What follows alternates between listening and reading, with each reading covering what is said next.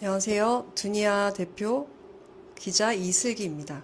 오늘 라이브 함께 해주셔서 감사합니다. 아시아에서는 지난 몇 주 만에 두 개의 전쟁이 시작됐는데요. 2월 26일에는 파키스탄이 아프가니스탄을 공습했고, 2월 28일에는 미국과 이스라엘이 이란을 공습했어요. 근데 지금 그 이후에 며칠 동안 많은 보도들이 쏟아져 나오고 있는데, 대부분 전황 지도, 아니면 군사적인 분석, 외교 전략, 그다음에 누가 이 전쟁 상황에서 우위에 있는지 이런 보도 분석들이 많이 쏟아지고 있는데 오늘 이 자리에서는 저희가 그런 얘기를 하려고 모인 것이 아니고 누가 이 전쟁을 뭐라고 말하고 어떻게 설명하는지 그 설명 속에서 빠진 게 무엇인지 한번 되돌아보는 같이 이야기하면서 되돌아보는 자리를 가지려고 하고요. 그 전쟁에 대해서 말을 할 때 누구의 입장에서 누구의 관점에서 말을 하는가가 내용에 많은 영향을 준다고 생각하는데 오늘 이 자리에서는 그 현장에서 취재했던 취재 기자, 그 다음에 활동하고 계시는 시민사회 활동가, 그 다음에 이 지역을 공부하고 있는 학생, 이런, 시민사회 입장에서 한번 이야기를 나눠보려고 합니다. 그래서 지금 순서대로 네 가지 주제를 가지고 이야기를 나눌 건데요. 전쟁이 어떻게 시작되었는지, 그다음에 국제사회는 이 전쟁을 어떤 프레임으로 설명을 하고 있는지, 그리고 그 속에서 중동 지역 시민들의 삶이 어떻게 이야기되고 있는지, 마지막으로 한국 사회는 이 전쟁을 어떻게 이해해야 하는지, 이렇게 네 가지 주제로 이야기를 나눠보겠습니다. 1시간 반에서 2시간 정도 라이브를 예상하고 있고요. 오늘 누가 이란 전쟁을 원했나라는 주제로 대담을 시작하겠습니다. 패널 먼저 소개해드리겠습니다. 이 자리에는 지금 세 분께서 나와 계신데요.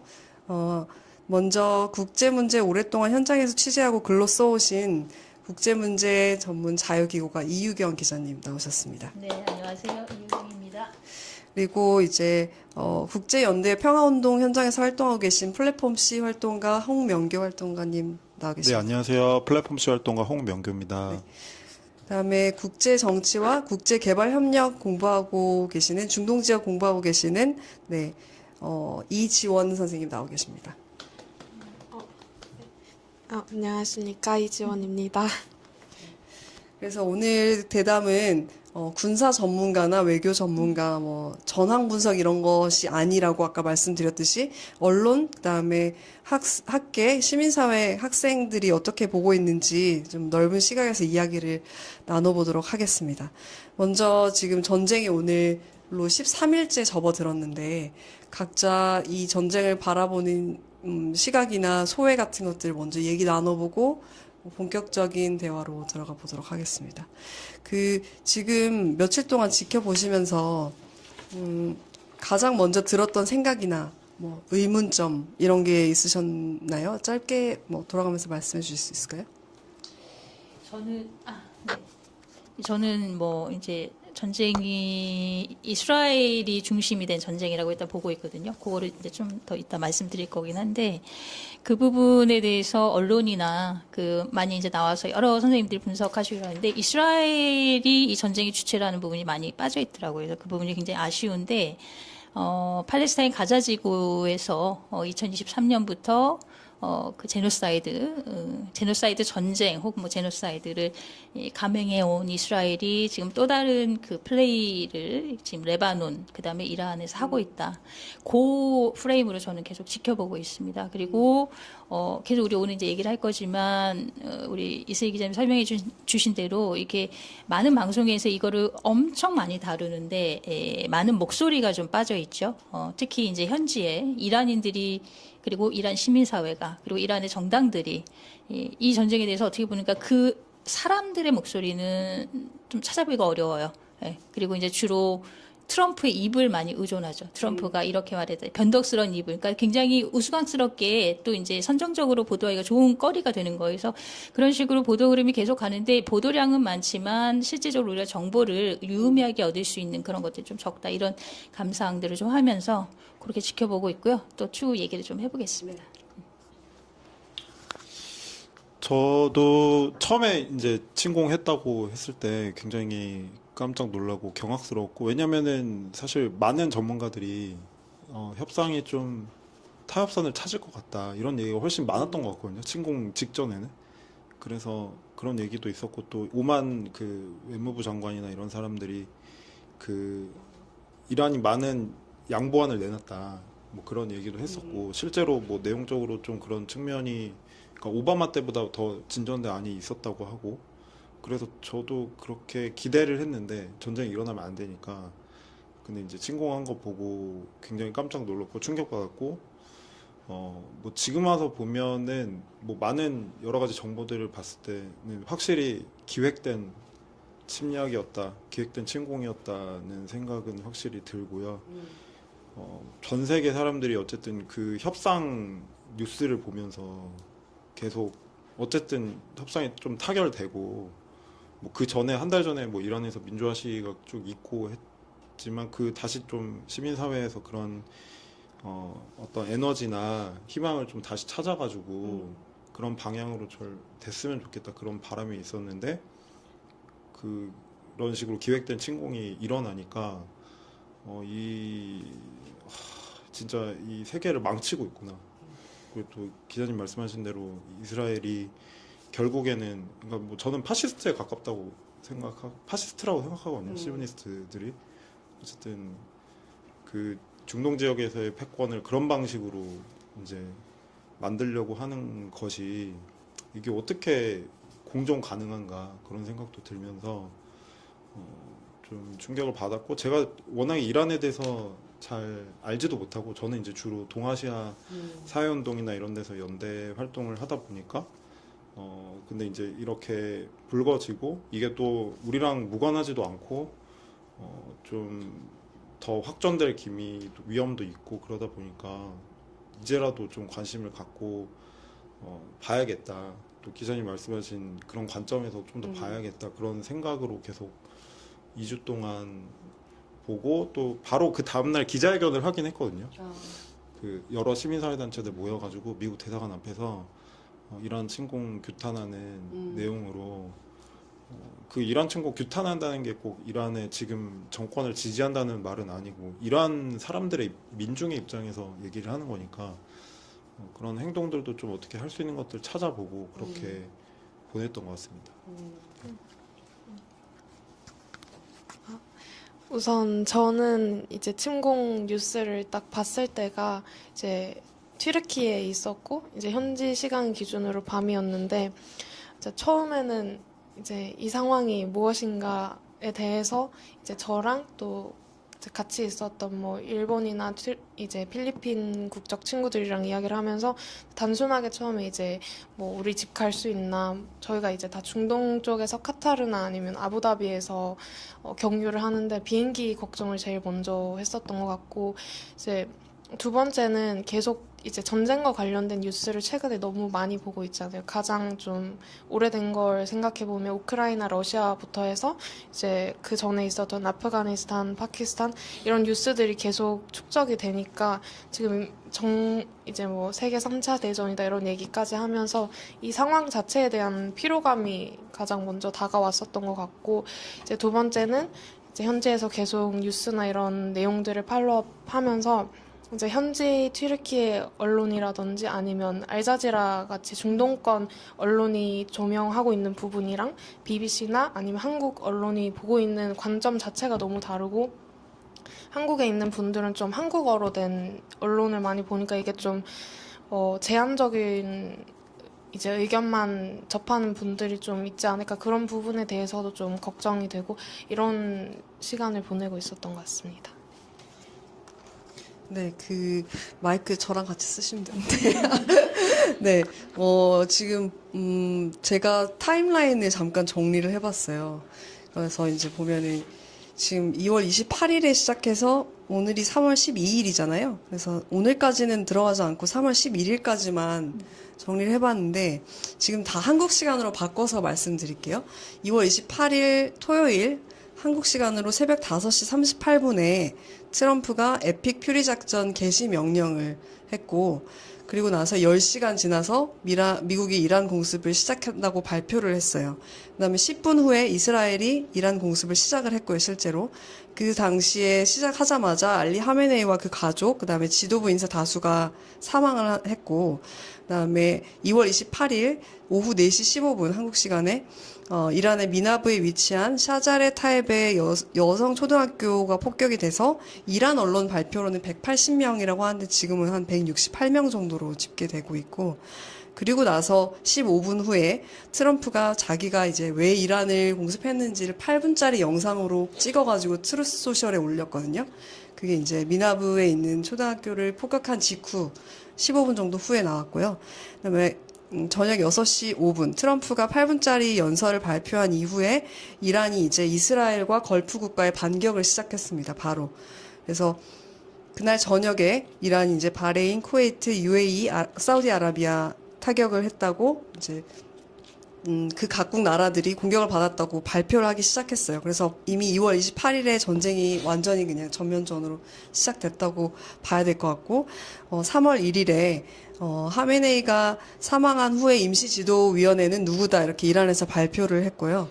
그다음에 이란하고 이스라엘이 이제 이란이 이스라엘, UAE, 카타르, 쿠웨이트, 바레인, 요르단, 사우디, 그러니까 오만 빼고 걸프 국가 전부에 이제 미사일 보복 공격, 드론 공격 등을 했고, 3월 2일 월요일에 이란에서 적신월사가 사망자가 555명이다 이렇게 발표를 했어요.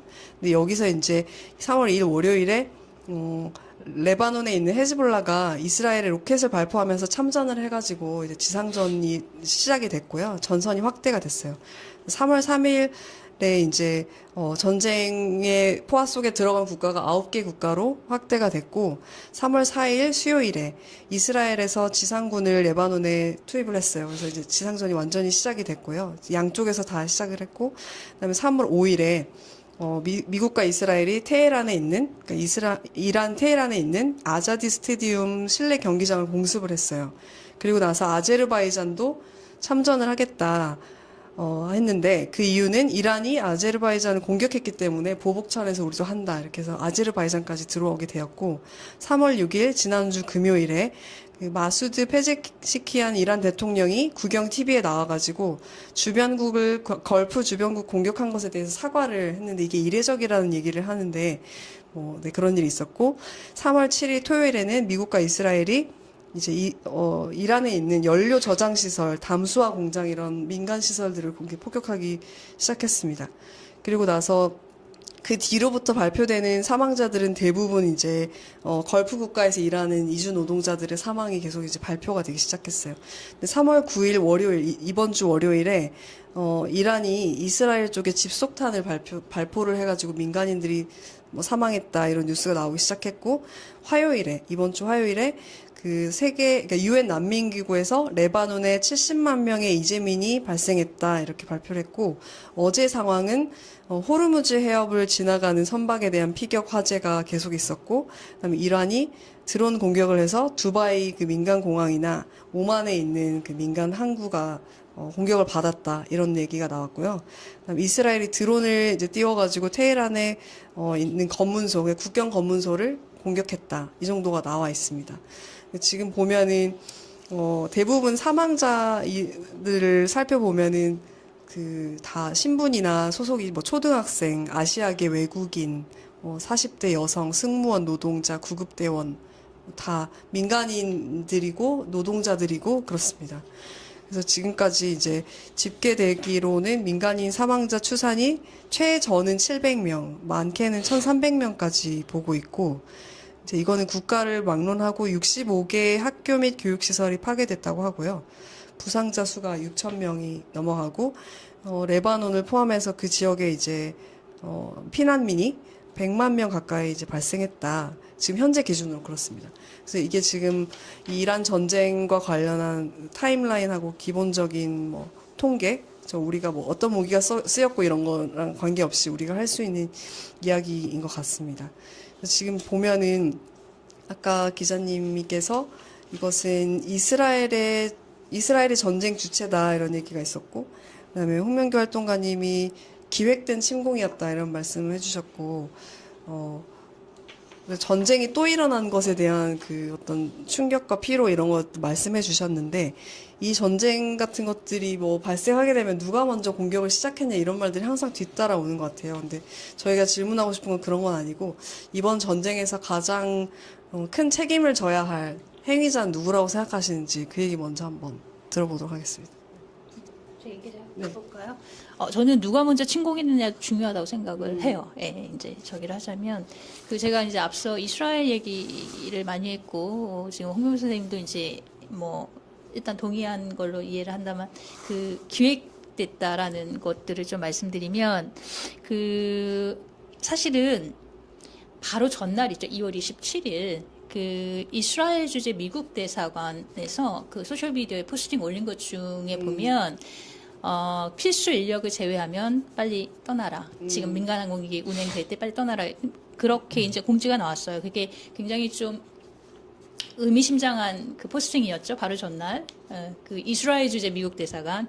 그러니까 두 나라가 지금 가장 핵심적인 공격자들이고 전쟁을 시작한 주체들인데 그 두 주체가 그리고 이제 MBC 보도에 따르면은 트럼프가 그 전날 이미 사인 오케이 명령하고 어디 또 뭐 골프 치러 갔나 이런 거 보도한 게 있습니다. 그래서 사실상 협상을 하는 중이었고 그리고 오만의 외교부 장관이 바로 그 전날 27일 날 미국 CBS랑 인터뷰를 하면서 협상이 꽤 잘 진척되고 있고 우리 홍 교수 얘기하신 대로 어쨌든 그 전보다 더 이란이 많이 양보해서 핵무기 개발에 대해서는 거의 제로 상태로 가는 것까지도 거의 합의를 한 그러나 조금 더 시간이 필요하다 이런 식으로 이제 인터뷰를 한 게 있거든요.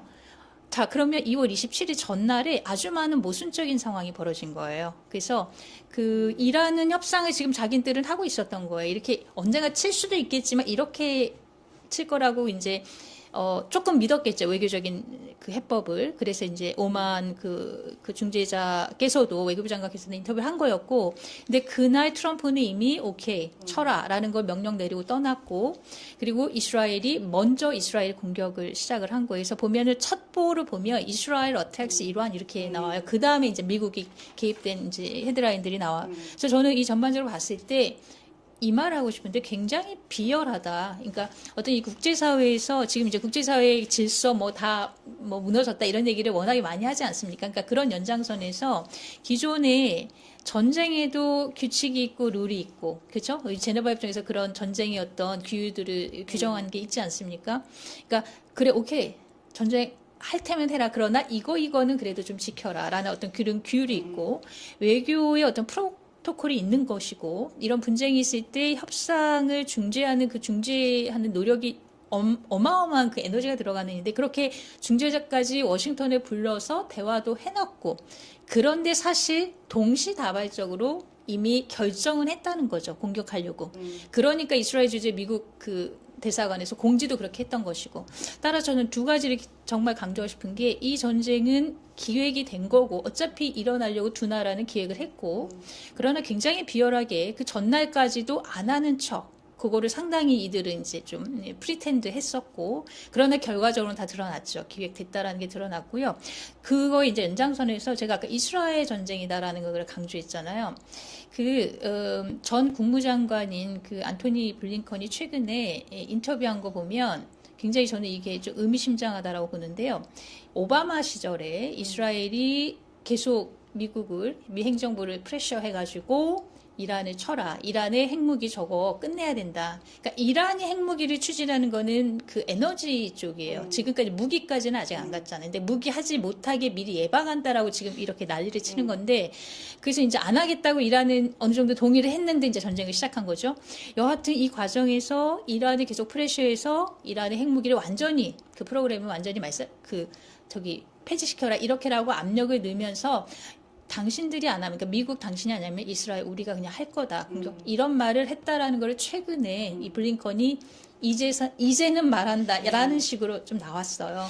그러니까 이게 일종의 그동안에 이스라엘이 미국을 이 전쟁에 어떻게든 끌어들여서 이란을 공격하는데 같이 좀 하고 싶은 파트너 삼고 싶었다라는 스페큘레이션이 계속 있었는데 일정하게 이 굉장히 의미 있는 지위에 전 국무장관이 확인을 해준 셈이죠.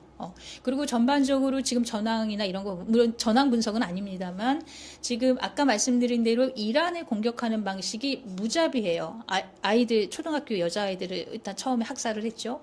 그리고 병원 많이 때리고 학교. 그리고 레바논 얘기가 많이 우리가 이제 좀 덜 얘기를 하고 있지만, 레바논도 굉장히 지금 심각하게 이스라엘에서 레바논 남부, 쪽, 그러니까 이스라엘과 북부와 국경이 맞닿아 있는 그곳은 정말 거기 백린탄도 투여했다라고 나오고 있고요. 굉장히 무지막지하게 공격을 합니다. 그래서 이 공격 방식이 저는 그 팔레스타인 가자 지구에서의 그 정말 그냥 아무도 말릴 수 없는, 그러니까 누가 뭐라도 우리는 간다. 굉장히 그냥 straightforward. 자기들이 결정한 것은 한다라는 거를 추진하는 것 같고요. 그 기획의 기본 귀저에는 그 이스라엘이 계속 오랫동안 추구했던 확장주의, 이 Greater Israel. 이 중동 영내에서 자신들의 그러니까 물리적인 영토적인 확장도 있겠지만 그건 이제 레바논에는 그 어젠다를 밀어붙이는 것 같습니다. 지금 현황을 봤을 때. 근데 이란 같은 경우는 이 영내 확장주의를 자신들이 실현하는데 너무나 걸림돌인 거죠. 예, 그리고 이제 이라크에도 친이란 어떤 정치세력이 굉장히 강하게 자리 잡고 있고, 그래서 이란을 어쨌든 뭐 체제를 변하든 정권을 교체시키든 뭐 레짐 체인지를 하든 어쨌든 이란을 잡아내려야 그 이스라엘의 그레이터 이스라엘 어젠다가 실현될 수 있다라는, 저는 그 대전제하에 이스라엘이 계속 수년간 이 전쟁을 어쨌든 준비했다라고 생각을 합니다. 그리고 좀 전에 말씀드린 그 전 국무장관의 발언이 그거를 일정하게는 좀 그러니까 어떤 증거로서 말해주는 부분이 있다. 그래서 이제 기획된 것이다. 그다음에 그것은 핵심은 이스라엘이다. 자꾸 미국에 너무 추증하는데 이스라엘을 좀 초점을 옮겼으면 좋겠다라는 걸 좀 당부드리고 싶습니다.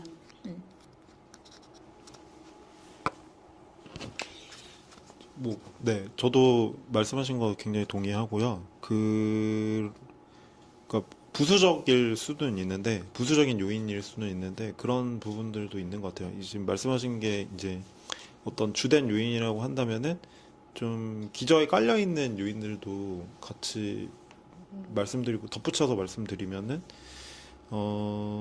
일단은 미국 국내적으로 트럼프가 이제 처한 어떤 굉장히 이제 지지율도 떨어지고 있었고, 뭐 국내적으로 그 IC 뭐 이주민 추방 이런 거 강제 추방하고 이런 거에 대해서 반발이 굉장히 크게 일어났고 운동이 커지고 있었고 지지율도 굉장히 급락하고 있는 상황에서 이제 선거를 앞두고 중간 선거를 앞두고 있는 상황이었고, 뭐 그래서 그러다 보니까 그런 상황 속에서 좀 국내적인 위기가 왔을 때 트럼프가 종종 이제 국외적으로 어떤 침공을 하면서 이제 그 돌파구를 찾으려고 하는 패턴을 보인 측면이 있어서 그런 거에 대한 이야기들도 좀 있는 것 같고요.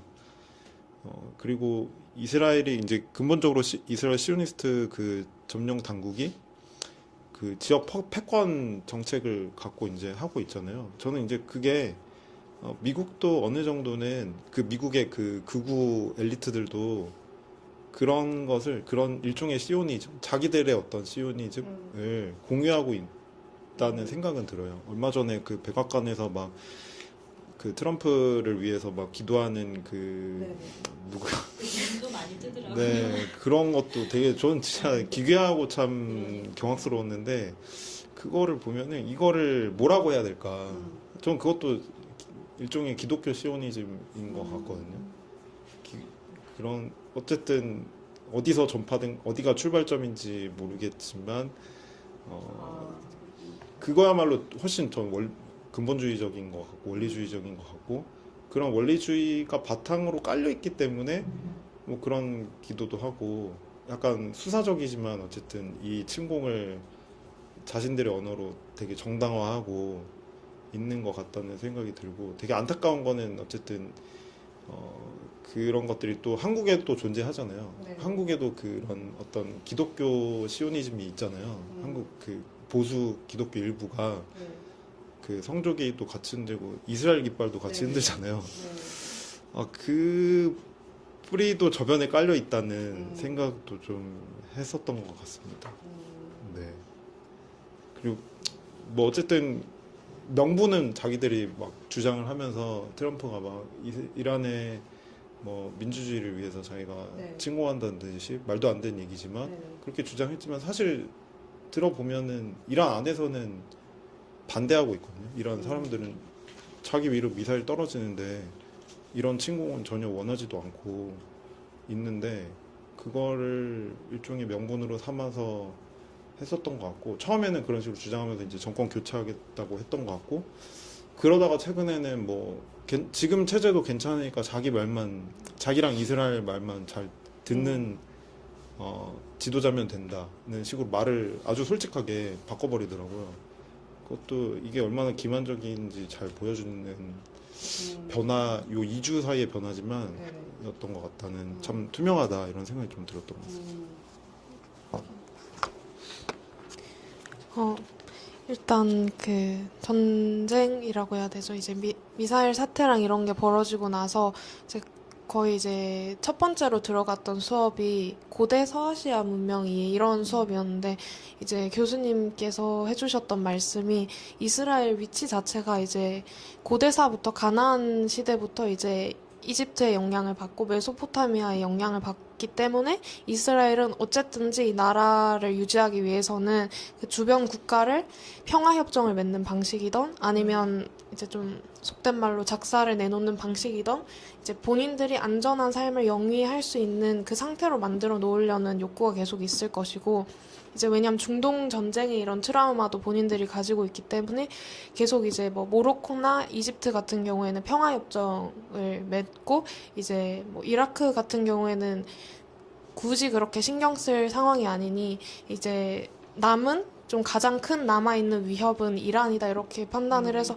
이건 언젠가는 일어날 일이었다라는 생각이 들고 이제 두 번째로 방금 여자 초등학교가 공격당한 일을 얘기를 해주셨는데 이것과 관련해서 시위가 많이 일어나고 뭐 한국에서도 좀 충격이다 이런 여론을 조금 관찰을 했는데 한 가지 의문이 든 게 이게 첫 번째 있는 일이 아니었거든요. 뭐 힌드라잡 관련해서 이제 국제영화제 상 받은 다큐멘터리 보면 아이들이 살해당하고 이제 병원이 공격받고 이제 학교가 공격받고 이런 일들은 계속 일어나고 있고 현재 진행형으로 이제 팔레스타인에서 일어나고 있는 일인데 그러면 지금까지 몇 년간 이 일이 발생을 했는데 국제사회가 무슨 책임을 지고 어떤 일을 했는지 이게 1차적으로 이스라엘과 미국이 일으킨 전쟁이지만 그 사이에 우리가 이걸 좀 제재할 수 있는 포인트는 없었나 그런 질문이 조금 스스로 들고 또 이야기를 해보고 싶은 주제입니다. 그 지금 말씀하신 게 어쨌든 이란이 지정학적인 위기의식으로 인해서 결국 마지막에 이란까지 공격하지 않을 수가 없었다는 거 얘기하시고 그다음에 이스라엘이든 미국이든 어떤 주체가 그 학교를 공격했는지 지금 뭐 미국이라고 많은 보도들이 나오긴 한데 보면 학교나 병원 등을 공격했다. 이거를 사전에 이스라엘이 팔레스타인에 그런 식의 학교나 병원 아무 그 방어할 수 있는 역량이 없는 사람들을 대상으로 공격한 것을 국제사회에서 철저히 제재를 하거나 문제 제기를 했다면 감히 이렇게 전쟁이 시작했다 하더라도 학교 등이나 병원 같은 곳을 공격하지 않았을 텐데 하는 뭐 예방적 차원에서 우리가 할 수 있었던 일을 놓친 게 아닌가 그런 포인트를 저는 이해를 했고 그다음에 아까 말씀해주신 그 맥락이 있잖아요. 전쟁이 발생하게 된 더 긴 맥락이 있다고 봤을 때 어떤 그 이스라엘과 미국의 그 극우들이 공명하는 원리주의, 근본주의 이게 위험하다는 말씀을 주셨는데 한국 이야기를 해서 네, 좀 저는 그 이야기를 좀 더 하면 좋겠다는 생각이 들었고요. 예, 이제 지금 그 이스라엘기와 성조기를 들고 대한민국 살리자 극우 집회 하시는 분들이 지금 이 전쟁을 어떻게 볼지 그런 생각도 갑자기 좀 스치고요. 그다음에 지금 어쨌든 이스라엘이 이 전쟁의 주체로서 주목을 더 받아야 한다는 지적도 조금 더 얘기를 해볼 수 있는 이야기인 것 같아요. 근데 지금 보면은 지금 이란이 지금 당하고 있는 이 일이 국제법적으로 위반이라는 거, 전쟁 범죄라는 것은 이미 시작할 때부터 결정은 난 것 같아요. 아까 말씀하신 전쟁에도 룰이 있다고 하셨는데 국제인도법이라는 게 있잖아요. 전쟁이 시작했을 때 우리가 이미 발생한 전쟁 상황에서 지켜야 할 룰.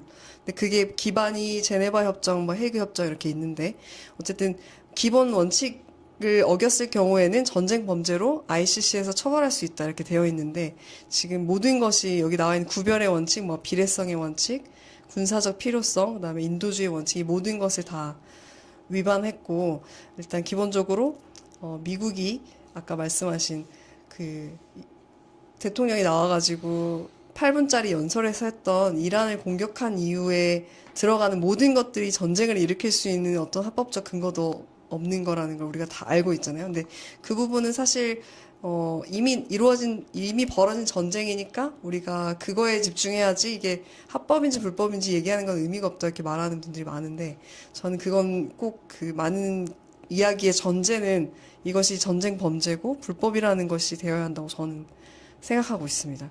그래서 그런 보도를 이제 서방 세계에서는 우리가 말하는 그 자원과 네트워크가 있는 언론들은 그걸 하려고 지금 노력을 많이 하는 것 같아요. 이 전쟁이 불법이라는 것을 증명하려고.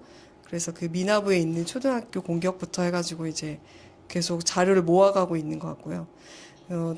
저희가 이제 두 번째 주제를 하면서 첫 번째 얘기하면서 옷다 나눈 이야기를 하면 좋을 것 같은데 두 번째 보면은 이 전쟁이 어떻게 시작됐는지 이렇게 살펴보다 보면은 계속해서 반복적으로 쓰이는 언어들이 있잖아요. 뭐 핵무기를 개발시키는 것을 막아야 한다. 아니면 정권을 교체해야 한다. 이란 시민들이 이 정부를 원하지 않았으니까 우리가 도와준다. 뭐 이런 용어부터 뭐 preemptive strike에서 뭐 예방적으로 우리가 공격을 한다. 근데 그거는 사실은 구체적이고 위협적인 그런 실제하는 공격의 가능성이 있을 때 쓸 수 있는 표현인데, 네, 그런 말들을 쓰고 있고, 그다음에 이스라엘에서는 자위권이라는 말을 그대로 썼고요. 그래서 이번에 이제 다른 말들 핵무기를 개발하는 것을 막겠다. 우리를 공격할 준비를 하고 있기 때문에 우리가 먼저 선제 공격을 해야 한다. 이런 용어 말고 정권을 교체해야 한다는 프레임에 대해서 한번 얘기를 해보고 싶은데 아까 잠깐 홍명규 선생님이 이란 시민들이 요구하는 것과 미국이 이 전쟁을 하는 명분이 전혀 일치하지 않는다 이렇게 얘기를 하셨잖아요. 그래서 그 부분을 중심으로 이스라엘이 됐던 미국이 됐던 주변국들에서 이란 시민들의 요구가 정확히 뭔지는 알고 정권 교체 프레임을 계속 강조를 하는 것인지 저는 그런 의문이 좀 있었어요. 그래서 이런 정말 원론적인 질문인데요. 외부의 군사적인 개입으로 민주화를 가져온 경우는 세계사에 전혀 없는데 그래도 똑같은 질문을 해보자면 이제 외부 군사 압박으로 인해서 어떤 국가의 그 폭정이나 권위주의 정치가 변화할 수 있다고 보시는지 아니면 오히려 반대 효과가 더 크다고 보시는지 이건 한번 들어보고 싶습니다. 먼저 할까요?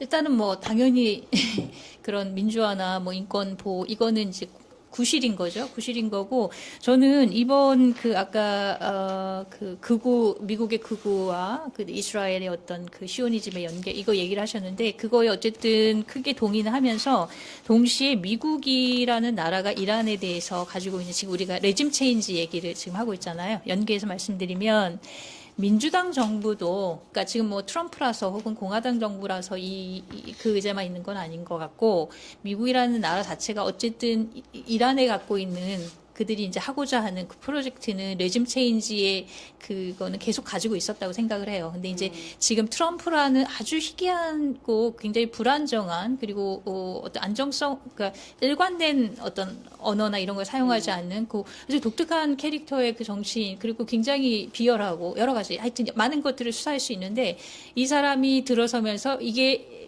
어떤 기본적인 프로토콜 척도 안 하고 이제 진행을 하는 것이죠. 그래서 저는 그 부분에 있어서 어쨌든 미국 전체가 이 의제에는 크게 바이파티잔의 입장이다. 예, 관계없다. 이거를 제 생각은 그렇습니다. 그렇게 말씀드리고 싶고. 그리고 또 하나는 지금 레짐 체인지가 그러니까 제가 레짐 체인지라고 말하는 이유를 잠깐만 말씀드릴게요.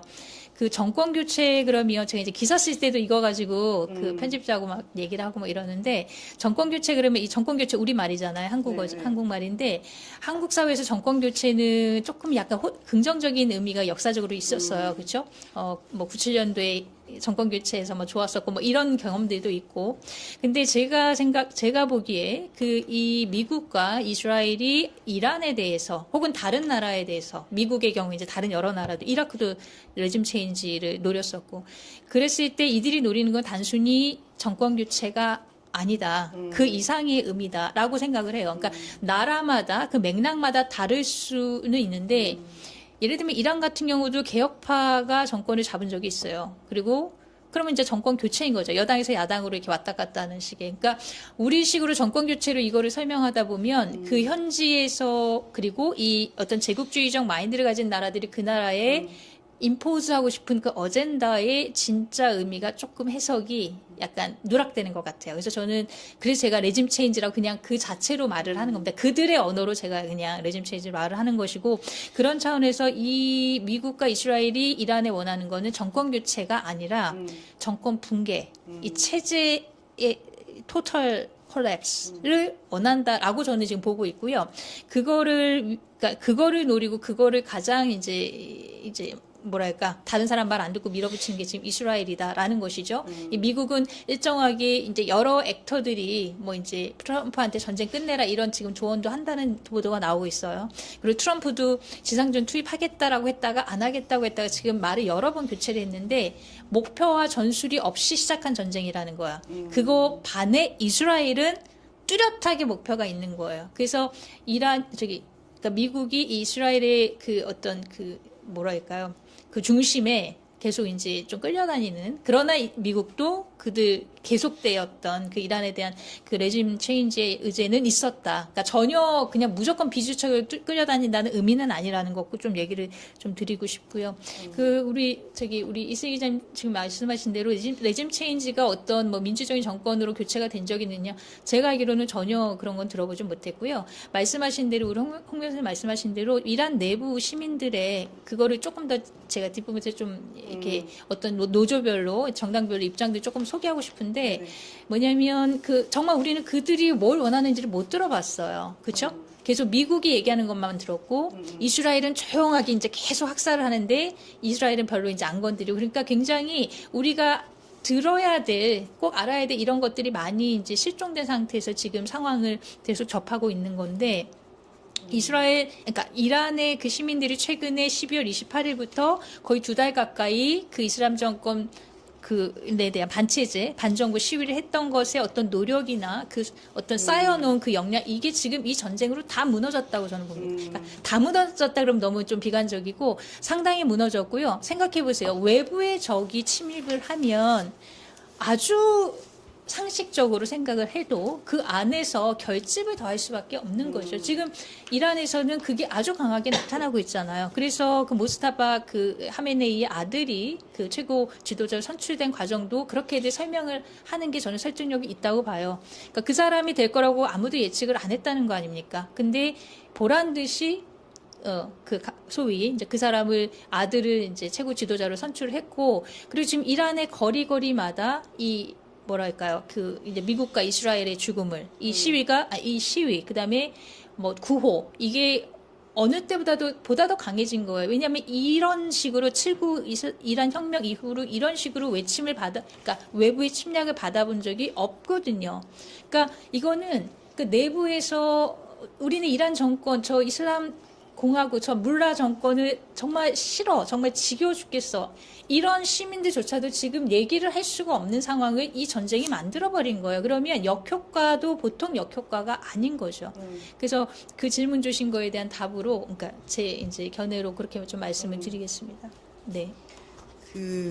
아까 말씀하신 이란 내부에 원래 쌓여왔던 어떤 분노와 그 투쟁의 역량, 연대의 역량 이런 것들이 어쨌든 쌓여 있었을 텐데 그게 무너졌기 때문에 이란의 정권 교체를 위해서 이번 전쟁을 한다는 것은 사실상 이란인들하고 전혀 상의가 안 된 정권 교체라는 것을 다시 확인할 수 있고 그다음에 제가 생각했을 때 최근에 본 뉴스에서 가장 놀라웠던 거는 이제 이란의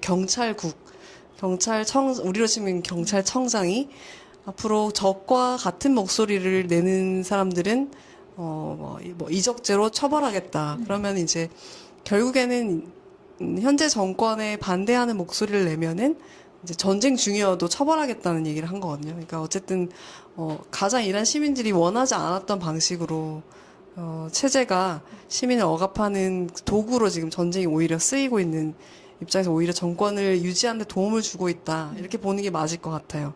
그래서 정권 교체, 뭐 어떤 의미의 정권 교체인가는 뭐 각자 생각하는 게 다르겠지만 그것도 어쨌든 우리가 대상화하고 있는 것이 이란 시민들, 우리가 이란 시민들을 어떤 타자로서만 대하지 정권 교체의 주체를 그들로 생각하지 않았다는 생각도 조금 드네요. 네네. 뭐 편하게 이어서 말씀하세요. 네, 뭐 당연히 저도 그런 방식으로 외부에서 공격하거나 침략하거나 이런 방식으로 민주주의가 온 거는 당연히 말도 안 된다고 생각하고요. 오히려 지금 침략한 미국이나 이스라엘이 지금 전 세계에서 민주주의를 위협하는 그 두 국가의 정권들이 민주주의를 위협하는 정권들이기 때문에 뭐 일단 어불성설인 것 같아요. 이스라엘은 특히 이스라엘 안에 정치범 자체가 이란보다 훨씬 많고 훨씬 작은데도 그 팔레스타인 사람들 포함해서 거의 10,000명 정도인 걸로 알고 있고요. 그것만으로도 보여주는 이스라엘이 얼마나 문제가 많은 것인지 알 수 있고 또 네타냐후 자체도 대통령 끝나면은 이 전쟁 상황 끝나면 이 사람은 되게 법적으로 형사적으로 문제가 생길 수밖에 없는 상황으로 알려져 있잖아요. 그러니까 이미 그런 자격을 상실한 사람이고 사실은 이 사람은 지금 국제사법재판소에 따라 그 판결에 따라서 범죄자거든요. 체포해야 되거든요. 그 뉴욕 시장이 된 그 조란 맘다니도 그 네타냐후가 뉴욕에 오면은 체포하겠다 이런 말을 했을 정도로 이미 그런 범죄자이기 때문에 이런 이들이 침공을 한다 해서 뭐 민주주의 가져오고 뭐 이건 말도 안 되는 얘기인 것 같고 그 3월 5일에 그 한국에 주한 이란 대사랑 네네. 그 주한 이스라엘 대사가 같은 날 기자회견 했잖아요. 네네. 근데 이제 이스라엘 대사가 막 그런 말 하더라고요. 자기 이 침공을 막 정당화하면서 그 94년인가에 그 북핵 협정 하다가 이게 제대로 안 돼가지고 북한이 핵을 갖게 된 거 아니냐.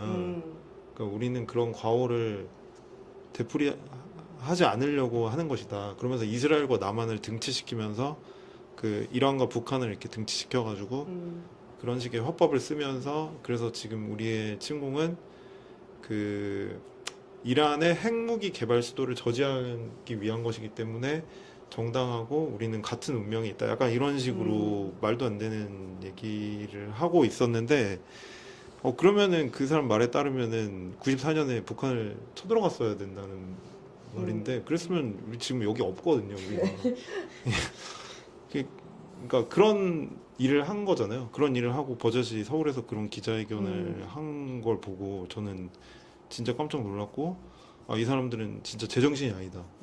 이런 생각도 들었고 그날 그 이란 대사는 그 한국 정부가 너무 아쉽다. 한국 정부 입장이 굉장히 아쉽다. 이게 완전 국제법 위반이고 불법적인 거고 그 초등학교 학생들 막 168명 죽게 한 이 짓을 했고 막 이런 일들이 있는데 분명하게 입장을 안 내고 그냥 뭐 확정 가능성 우려하고 뭐 약간 이런 식의 저는 그거 중립도 아니라고 생각하는데 어쨌든 중립인 척하는 입장을 외교부가 냈는데 전 그거는 진짜 잘못된 입장이라고 생각하고요. 오히려 그런 식으로 사실상 동조하는 그런 네. 제스처가 지금 국제법 질서가 무너지는 과정에서 오히려 기여한다는 생각도 들어요. 그렇게 기여를 하면은 결국에는 한반도 이 동아시아의 전쟁 위기도 더 높일 수밖에 없는 거고 그래서 저는 이 한국 정부가 뭐 의도하지 않았겠지만 결과적으로는 이 국제법 질서를 같이 위험에 빠뜨리고 있고 그거를 모르고 있다. 그리고 여기서는 분명한 입장을 내야 된다. 저는 그렇게 생각하거든요. 이렇게 가면 안 된다. 이 한국이 경제 규모도 이제 되게 높아졌고 나름대로 뭐 전 세계에서 막 차지하는 어떤 위상이라는 게 있다고 막 얘기를 하는데 대통령도 막 그런 얘기를 맨날 어떤 국뽕을 곁들여가지고 막 얘기를 하시는데 이런 상황에서 특히 그럴 때 어떤 중요한 입장을 내고 그렇게 해야 되는데 그래야지 이게 국제법 질서라는 거는 그래야 지켜지는 건데 그런 거를 전혀 안 하니까 안 하고 오히려 이제 뭐 미사일 이렇게 가게 하고 이런 상황이 이어지고 뭐 천궁 미사일이 아주 큰 효과를 발휘했다 그러면서 막 환호하고 막 이런 게 우리는 기여하고 있다. 그러니까 그거를 되게 문제적으로 봐야 한다는 생각이 저는 좀 들어요. 우리의 아주 그 몇천 킬로 떨어진 문제가 아니라 되게 의외로 깊게 연루가 돼 있다. 우선은 외국 정부가 개입을 해서 이제 민주주의를 가져올 수 있나 이거에 대해서는 이제 절대 아니라고 생각을 하고 이제 옛날에 이제 20세기에 미국이 중남미 쪽에서 이제 뒷마당 정책 이런 걸 펼치면서 이제 과테말라에서 이제 토지 개혁을 하려고 했던 대통령이 있었는데 그 대통령이 토지 개혁을 하려고 하니까 그 대상이 이제 미국 기업인 거예요. 이제 농지의 70%를 차지하던 이제 기업이 있어서 이제 그래서 거기 이제 CIA까지 들어와서 우리는 저 공산주의자를 몰아내겠다 해서 이제 과테말라가 그 이후로 친미 군사 독재가 시작이 되고 이제 당시 있었던 원주민 학살이나 정말 좀 끔찍한 일들이 많이 일어나고 정치적으로도 굉장히 불안정해졌거든요. 근데 이제는 50년대에 사용되던 메카시즘, 이제 공산주의자를 뭐 어떻게 하겠다 이런 논리는 그는 더 이상 이제 더 세련되지 않고 그다음 타탈 공산주의자도 이제 없으니까 이제는 평화를 위해서 민주주의를 위해서라고 조금 그 언어를 바꾼 것 같다라는 생각이 들고요.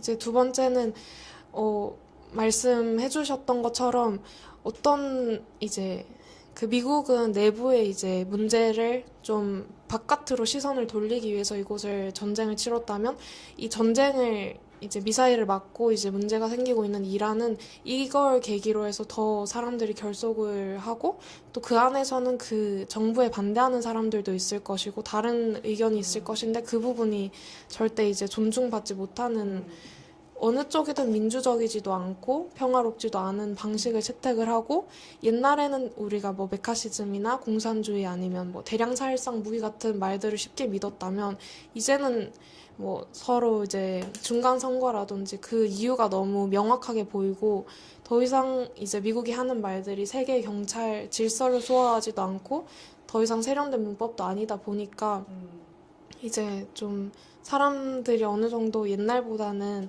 그런 부분이 좀 눈에 보이기 시작하는 것 같아요. 네.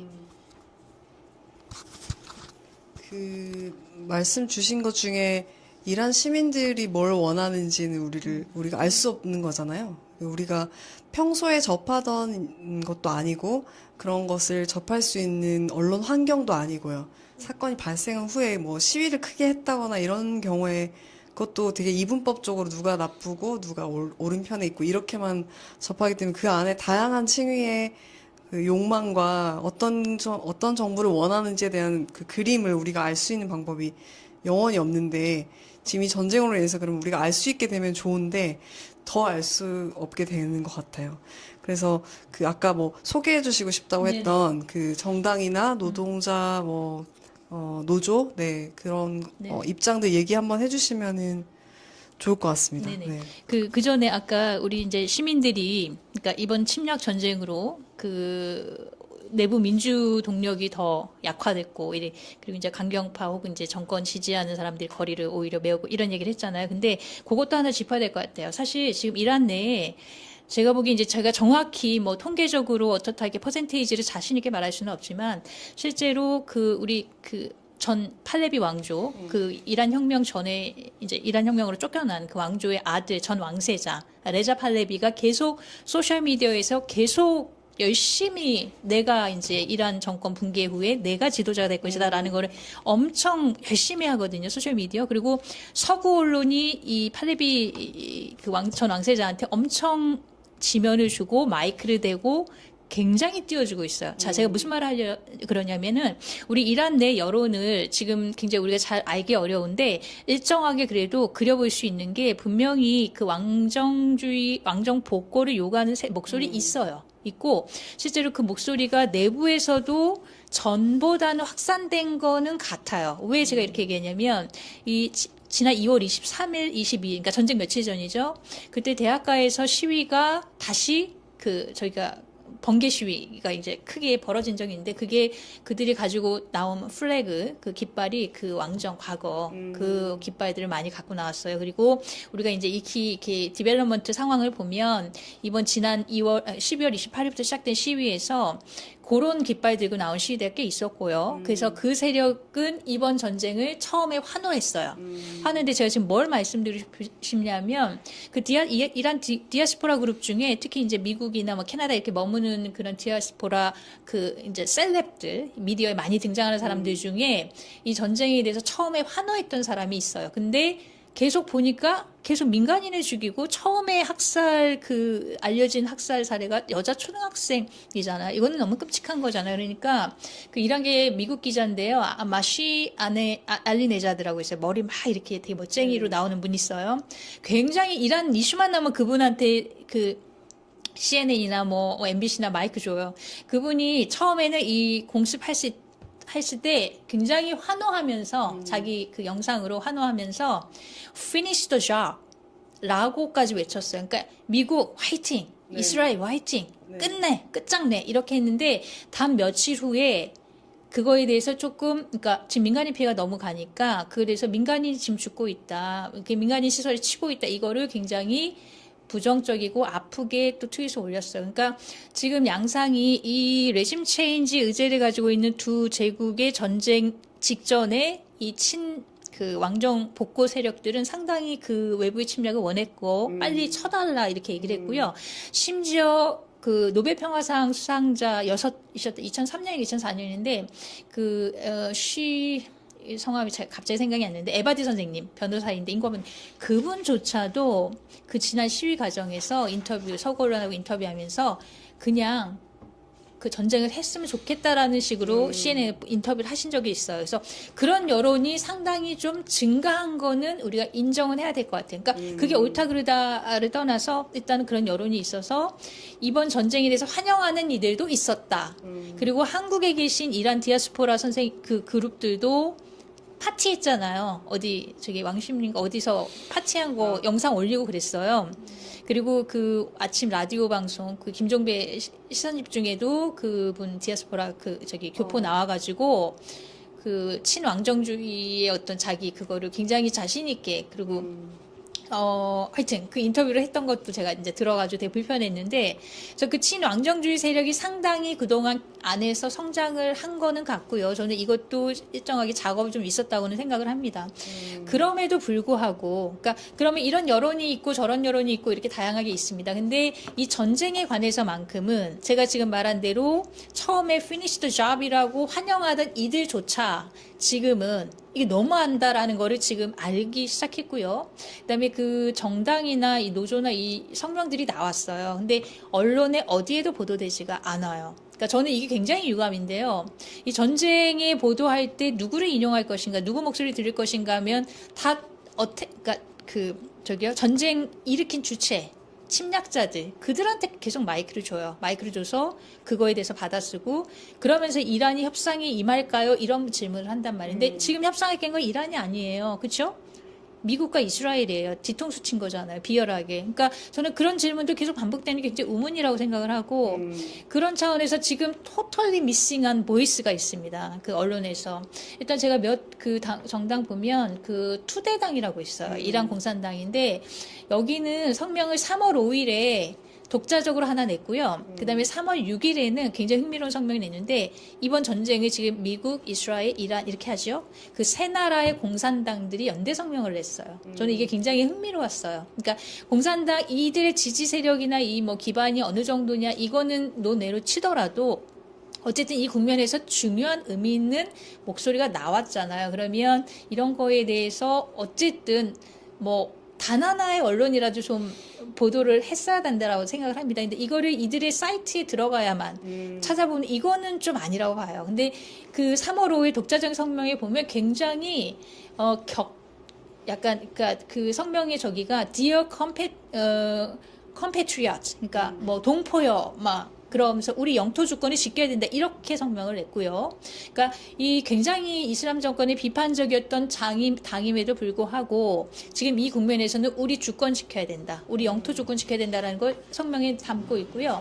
그다음에 3월 6일 그 이스라엘 공산당들과 이제 연대 성명 낸 거에서는 그 제가 지금 계속 강조하는 그 이스라엘의 그 확장주의, 그게 이 전쟁의 진짜 기본 배경이다라는 거를 지적을 분명히 하고 있습니다. 하고 있고요. 그 노조 성명도요. 작년에 10일간의 전쟁이 있었잖아요. 6월에 이스라엘하고 이란하고. 그때도 노조들이 연대해서 성명을 낸 거, 작년 성명에서도 보면 이 노동 계급이 전쟁에서 얻는 이익은 없다. 대신 생명과 안보를 위협할 뿐이다라면서 전쟁 반대 입장을 분명히 냈고요.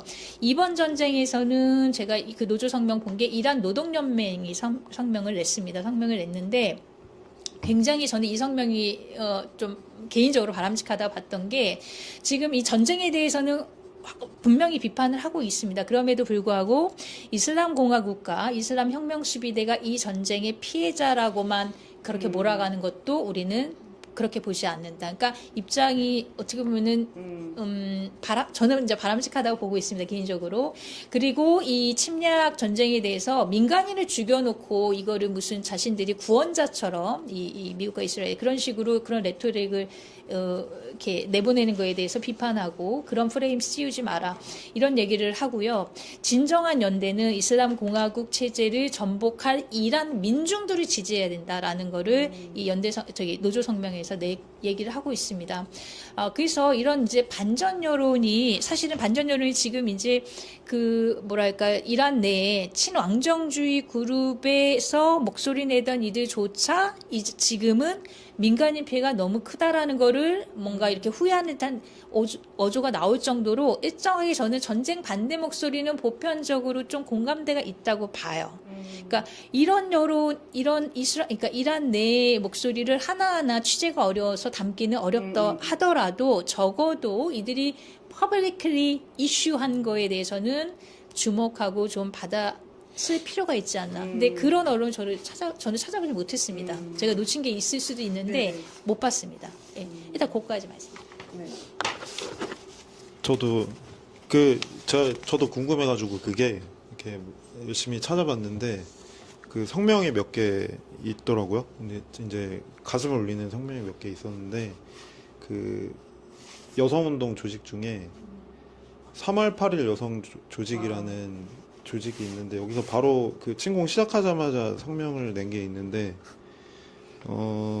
별로 길진 않거든요. 읽어볼까요? 아니면 네, 읽어주세요. 언제나처럼 파시스트들은 권력과 부의 분할을 두고 싸운다.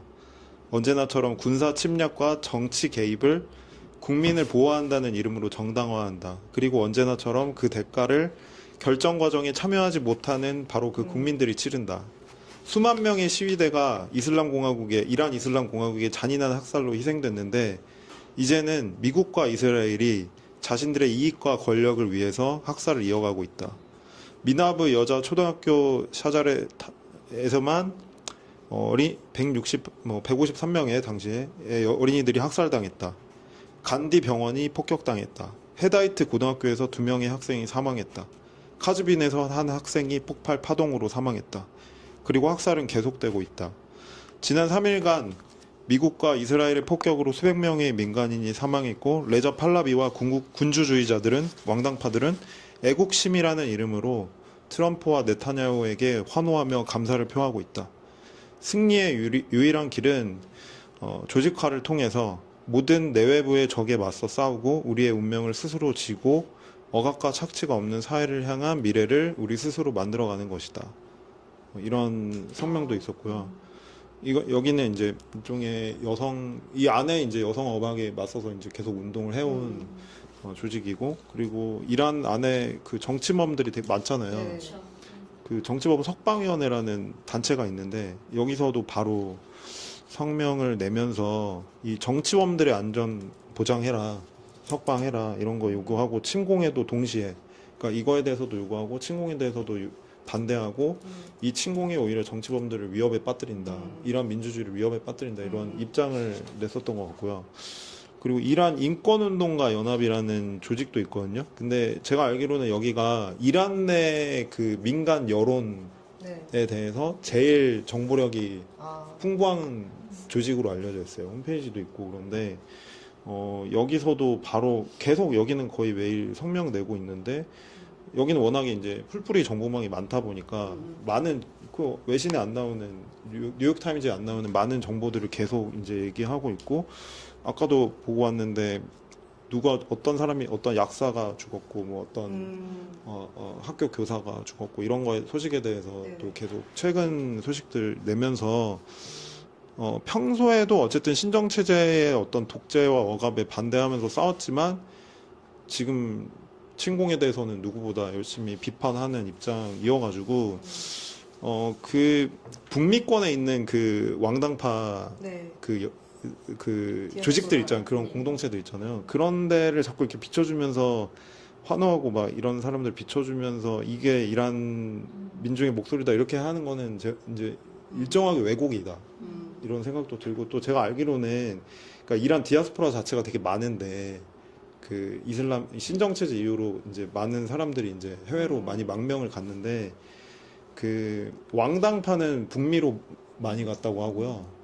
그러니까 왕당파 말고 세속주의 좌파는 유럽으로 많이 갔다고 하더라고요. 그러니까 그런 세속주의 좌파 NGO들이나 그 옛날 이제 이란에 있던 정당들은 독일이나 뭐 영국이나 이런 데 기반이 그런 데 있다고 하더라고요. 그래서 사실 충분히 그런 목소리들을 통해서 이란 내의 다른 목소리, 민주주의를 열망하지만 왕당파도 지지하지 않고 어쨌든 이란 민중 스스로 미래를 만들어야 된다 이런 입장을 계속 갖고 있고 운동도 계속 하고 있는 그런 데들의 목소리를 더 주목하는 게 저는 훨씬 타당해 보이거든요. 이게 훨씬 더 많더라고요. 찾아보니까. 네. 근데 그런 게 언론에 안 나온다는 게 말씀하신 대로 기자님 너무 이상한 것 같아요. 네. 네. 이제 저는 이란 내부보다 그 당시에 이제 튀르키예에 있어서 이제 현지 분위기가 조금 인상적이었는데 이제 그때 이제 나토 국가 중에 최초로 이제 미사일을 맞은 게 튀르키예였고 다행히 이제 방공망 덕분에 이제 영토로 뭐 떨어져서 뭐 사람이 다친다거나 이런 피해는 없이 지나갔거든요.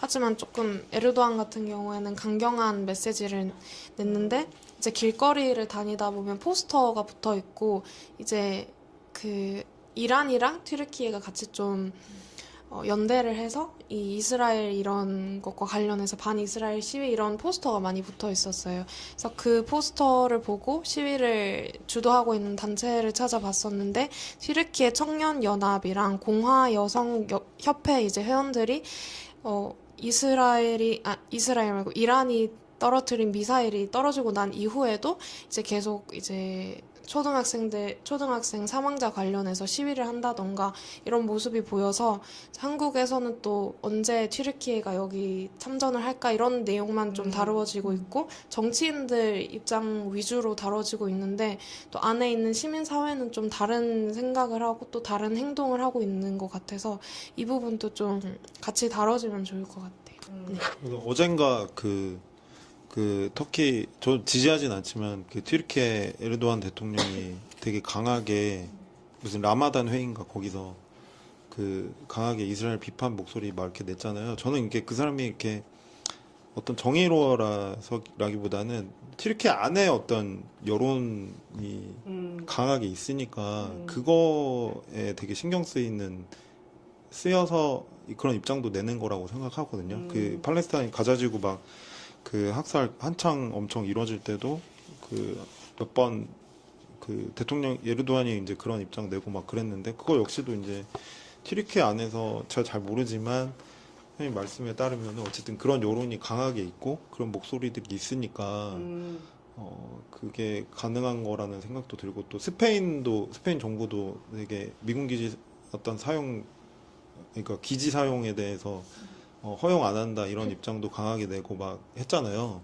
그것도 역시 그 스페인 안에서는 그 반대 여론이 훨씬 많고 이탈리아도 뭐 마찬가지고 그래서 그런 거 보면은 확실히 우리가 이제 이렇게 막 전쟁이 커지고 막 이런 대통령 뭐 어떤 국방부 장관 이런 사람들이 막 자기들 맘대로 막 전쟁하고 이렇게 계속 영원히 할 것 같지만 사실 그걸 멈출 수 있는 제일 좋은 거는 무기라기보다는 강한 어쨌든 반대 여론, 반대 운동 이런 게 저는 중요한 것 같다는 생각이 들더라고요. 그 목소리 관련해서 하나 좀 덧붙여도 되겠죠? 그 소수민족 얘기하고 싶은데요. 이란의 쿠르드 얘기가 엄청 많이 나왔잖아요. 근데 우리는 정작 그들의 목소리를 몰라요. 그들의 목소리를 직접 들으려고 노력도 안 하는 것 같고, 그러니까 언론들이 일단 뭐 별로 그냥 이렇게 건너 이렇게 재인용하는 이런 정도로 나오는데, 제가 이제 쿠르드 그 이란 단체들 인터뷰 주요 정당 2군데 인터뷰하고 이래서 이제 정말 너무 궁금한 거예요. 네. 왜냐하면 그들이 지금 대리전에 뭐 총알바지로 저도 이제 그런 표현을 쓰긴 했습니다만 그렇게 일단 이 미국과 이스라엘을 이용하려는 그런 이제 의도가 있고 근데 이런 거 같아요. 이제 쿠르드인들 입장에서 우리가 또 그들의 입장에서 그들의 이제 포지션이 어떻고 그들의 목소리를 직접 듣는 게 필요하지 않나라고 생각해서 이제 인터뷰를 한 거예요. 근데 뭐냐면 그 PDKI라고 쿠르드 정당 중에 가장 오래된 그 정당이 있어요. 이란 쿠르드 민주당인데요.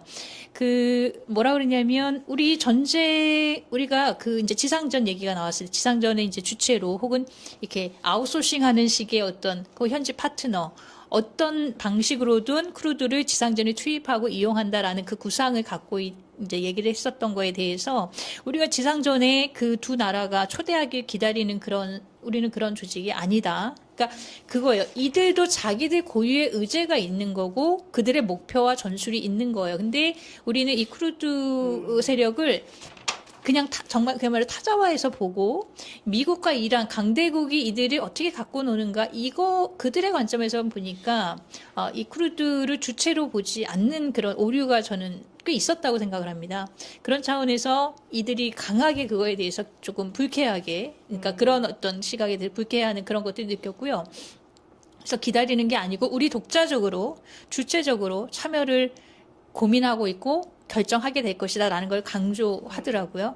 그리고 최근에 이란 쿠르드 정당이 7개가 있어요. 대체로. 근데 하나를 빼고 한 정당을 빼고 6개 정당이 최근에 쿠르드 정치군사 동맹체라는 게 결성을 했습니다. 그러니까 이들도 이미 그동안 이제 이란 그 이슬라믹 리퍼블릭 오브 이란이 되게 반대에 부딪히고 약화되는 상황을 어떻게든 이 사람들도 활용을 해서 자신들이 그동안 오랫동안 요구했던 그 셀프 가버넌스라든가 이 의제를 실현시킬 수 있는 이런 호기로 보고 있다는 거에서 이들 입장에서는 우리도 미국과 이스라엘을 이용하는 그런 우리가 주체가 될 수도 있다라는 그런 시각도 내보이고 있더라고요. 그래서 참 어려운 질문인데 제가 보기에 그러니까 딱 봤을 때는 지금 이 상황에서는 아까 그 투대당이 그 동포들이요 이렇게 격정적으로 성명 낸 것처럼 지금 이란 내 국민들이 외국의 침략에 맞서 다 뭉쳐야 될 것 같은데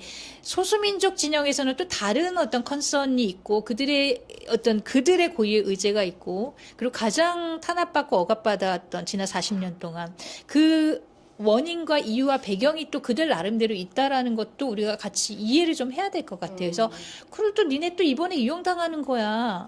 너 호구냐? 라는 식의 어떤 그런 시각으로만 볼 게 아니라 이 사람들이 왜 지금 시점에서 지상전에 그러니까 이용당하지 않기를 당연히 바라지만 이들의 입장에서는 이 지상전을 어떻게 바라보는지도 들어볼 필요가 있다라는 생각을 좀 했고요. 그 점을 좀 저도 약간 시각이나 이런 거를 좀 교정하는 계기가 됐는데 그거를 좀 말씀을 이제 드리고 싶고요.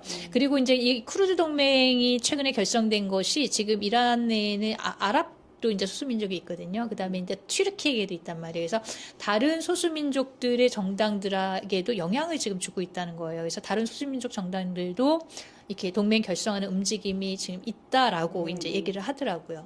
그래서 그런 것도 우리가 그러니까 크루드 얘기가 그렇게 많이 나오는데 정작 크루드 얘기를 들어볼 생각은 안 했던 거 아닌가. 그리고 누구 언론도 그렇고 뭐 누구도 거기에 직접 이렇게 보도가 나오는데 당신들이 이렇게 비춰지는 식으로 나오는데 진짜 당신들의 진위는 뭐냐 이런 것도 좀 들어볼 필요가 있지 않았나라는 이제 생각을 좀 해봅니다.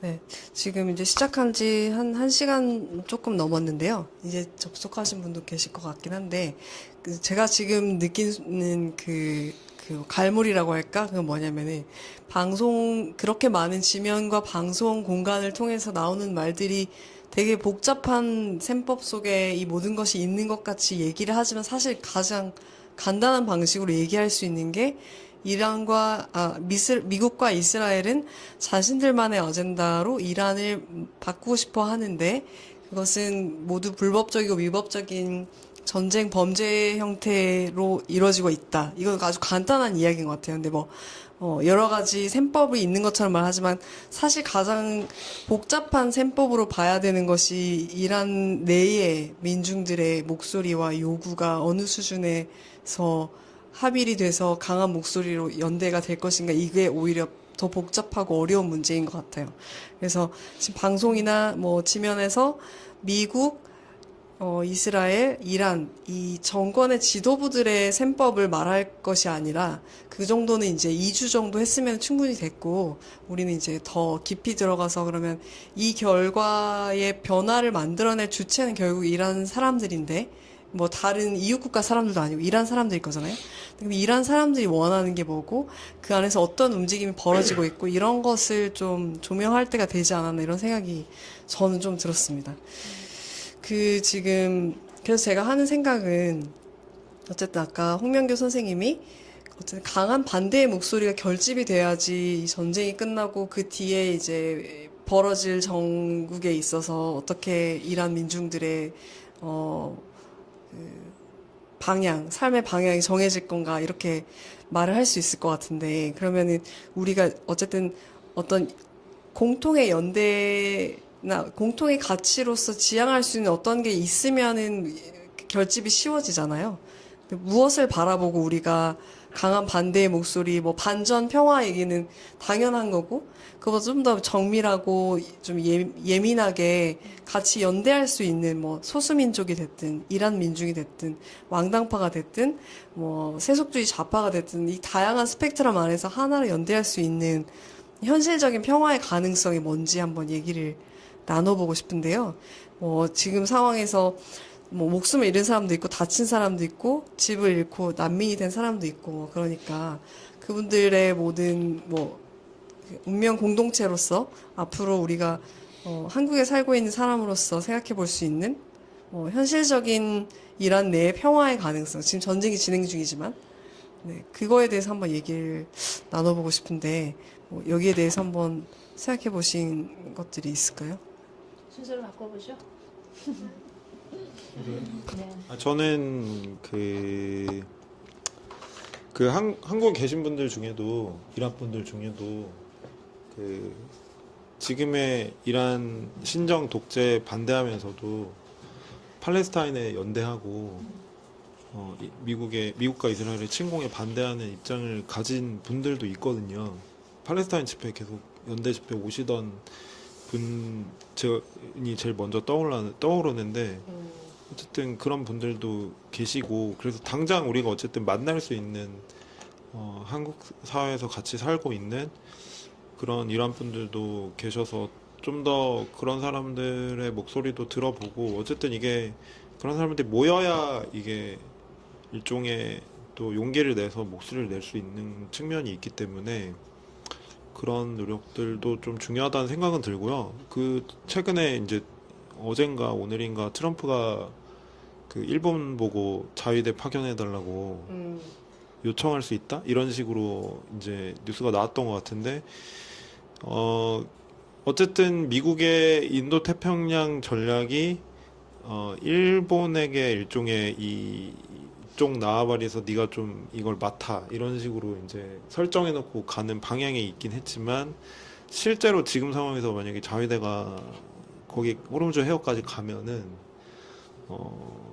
이제 일본이 좀 더 재무장의 길로 훨씬 실천적으로 훨씬 빠르게 가는 길이라고 생각이 들거든요.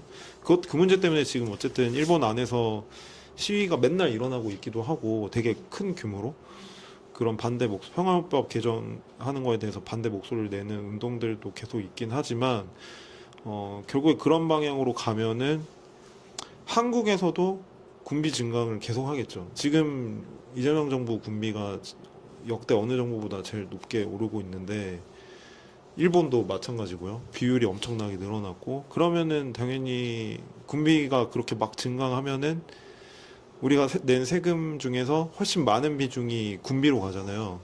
그러면은 그만큼 복지는 당연히 줄어들 수밖에 없는 거고 우리의 삶은 더 어려워지고 또 원래 이게 치킨 게임이 이게 계속 일종의 딜레마가 있는 게 무기가 세지면은 전쟁이 안 일어날 것 같지만 억지력이 세질 것 같지만 원래 무기가 많이 있는 나라가 전쟁이 납니다.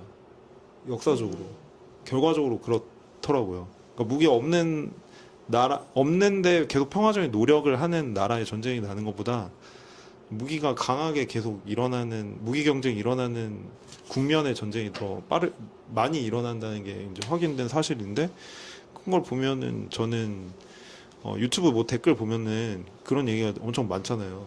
이렇게 우리도 강해져야 된다 이런 얘기가 굉장히 많은데 그러면은 누군가는 좋겠지만 우리의 삶은 안 좋아진다. 우리의 어떤 평범한 사람들의 삶은 훨씬 안 좋아질 것이다. 그리고 전쟁 위기도 그만큼 커진다. 그런 거를 좀 우리가 확인해야 되지 않을까. 그런 점에서 생각하면 이란 신정 독재도 반대하고 이 미국과 이스라엘의 침공에도 반대하는 다수의 평범한 사람들의 입장과 여기 한국에 살고 있는 우리의 입장이 같다고 생각을 합니다. 그런 면에서 같고 그런 면에서 만날 수 있는 것 같다는 생각은 들고요. 근데 못 만나는 지점은 방산주를 갖고 있으면 절대 못 만난다고 생각합니다. 방위산업 주식이요? 그걸 갖고 있으면 그 도파민에 뭐 이렇게 중독이 되는지 모르겠는데 뭐 이렇게 천궁 2 뭐 미사일 이런 거 뉴스 나오고 이러면은 막 오르잖아요. 그 LIG 넥슨 막 주가 엄청 오르고 막 이러잖아요. 그 완전 동조가 되는 거죠. 그 전쟁 상황에 동조가 돼가지고 자기도 모르게 무의식적으로 입으로는 전쟁이 일어나면 안 좋지라고 하지만 얼굴에 이제 화색이 돋으면서 그런 사람들 봤거든요. 계속 유튜브에 보이더라고요. 전문가들이 막 그러더라고요. 예를 들면 제가 며칠 전에 그저께 본 어떤 시사 방송에서 어떤 중동 문제 전문가이신 어떤 교수님이 나와서 이제 막 얘기를 하고 뭐 그렇게 나쁜 얘기는 아니었어요. 되게 잘 해설을 했는데 그러면서 이제 이분이 표정이 되게 밝고 그런 게 진행자가 뭐 주식 하시냐 물어봤더니 자기 이제 반도체랑 방산을 잘 나눠 담아가지고 괜찮다 뭐 이런 얘기를 하더라고요. 너무 아이러니하더라고요. 중동에서 그러니까 점점 근데 더 그러는 것 같아요. 그게 이제 뇌가 절여지는 거 아닐까. 그래서 그런 거에 동조되지 않아야 되는 것 같다. 평범한 사람들의 입장에서 생각을 하려면은 그런 것 같다는 생각을 요즘 부쩍 좀 많이 느끼는 것 같습니다. 그리고 아까 저기 기자님이 말씀해 주시다가 저도 생각난 게 하나 있는데 그 이라크에 있는 쿠르드족 망명정부가 어떤 그 조직의 영부인이신 분이 성명을 낸 게 있었거든요. 그분이 그 최근 상황에 대해서 우리를 체스판의 말로 취급하지 마라. 이건 우리의 전쟁이 아니다. 우리는 여기에 휘말릴 이유가 없다. 이런 성명을 내가지고 되게 외신에 그거는 많이 보도됐었거든요. 대통령 부인이 예, 쿠르드족을 내버려둬라. 저는 그런 거에 훨씬 주목해야 되는 것 같다는 생각이 들고 뭐 어쨌든 그런 입장들을 계속 내고 이렇게 하니까 그 시도가 이 쿠르드족으로 이걸 약간 총알바지로 쓰려고 하는 어떤 시도가 지금은 약간 무산되는 분위기로 간 것 같다는 생각은 들어서 그렇게 될까봐 너무 저는 걱정했는데 어쨌든 그런 목소리에 계속 주목하는 거는 중요한 것 같다는 생각이 들었습니다. 먼저 하실래요? 저는 그 크루드 지금 말씀하신 약간 저기 이어받아서 그 아이디어가 없어진 것 같진 않아요. 계속 살아있고, 제가 보기에는 트럼프가 지상전 아이디어를 냈다 철회하다 지금 계속 그러고 있거든요. 근데 제가 알기로는 지금 마지막 저기 한 게 백악관 대변인이, 그러니까 배제하지는 않는다까지가 지금 마지막 버전인 걸로 알고 있어요. 그리고 일정하게 좀 장기적으로 그 전부터 계속 이제 뭐 모사드나 CIA나 이렇게 해서 쿠르드 지역에 이렇게 작업은 좀 해왔던 걸로 보입니다. 그런 아까 제가 말씀드렸던 이란 쿠르드 최근에 정치 군사 동맹체 7개 당 중에 6개는 포함이 되는데 1개는 가담을 안 한 게 그게 이란 쿠르드 공산당이에요. 그들의 성명을 보면 그게 나와 있어요. 자신들이 왜 이 동맹에 가입 안 하는지가 그러니까 모사드나 CIA가 이런 아이디를 먼저 냈다. 우리는 그거에 반대한다. 이런 게 이제 그 성명으로 이제 분석을 해본 건데, 그런 작업들이 추정을 해보는 거고요. 그래서 제 생각에는 그거 아이디어는 계속 있는 살아내 있는 것 같아요. 근데 상황을 이제 보는 것 같고요. 그리고, 어떻게 하면 이제 이란 내에 그런 어떤 평화적 목소리, 반전, 그리고 어쨌든 이란 민중들이 원하는 이제 정말 민주화, 뭐 이런 것들이 우리가 어떻게 다른 지구촌, 우리를 포함해서 맞닿을 수 있을까? 굉장히 좀 포괄적이고 어려운 문제고 많은 생각을 하게 되는 문제인데 좀 구체적으로 저는 그거를 먼저 강조하고 싶어요. 제가 까먹기 전에. 제가 이스라엘 얘기를 지금 계속 초반부터 강조를 하는 게 이번 전쟁에서 이스라엘이 이제 레바논 때리는 거 보면 오늘 나온 거 보면 거의 베이루트가 바다를 이제 면하고 있거든요. 거기 디스플레이스드 피난민 캠프를 또 쳤어요. 학살을 했단 말이에요. 그러니까 거기 시각으로 어제 건데, 그러니까 제가 뭘 말하고 싶으냐면 이스라엘이 팔레스타인 가자 지구에서 지난 몇 년 동안 제노사이드 학살을 한 거에 대해서 거기서 자신감과 학습을 한 거예요. 우리가 이렇게 해도 아무도 안 건드린다라는 거를 학습을 한 거고요. 심지어 제노사이드로 제소가 돼서 ICJ 국제사법재판소에 제소가 돼서 재판이 진행 중이고요. 또 네탄야후는 ICC 국제형사재판소에 또 이제 수배자잖아요. Don't care.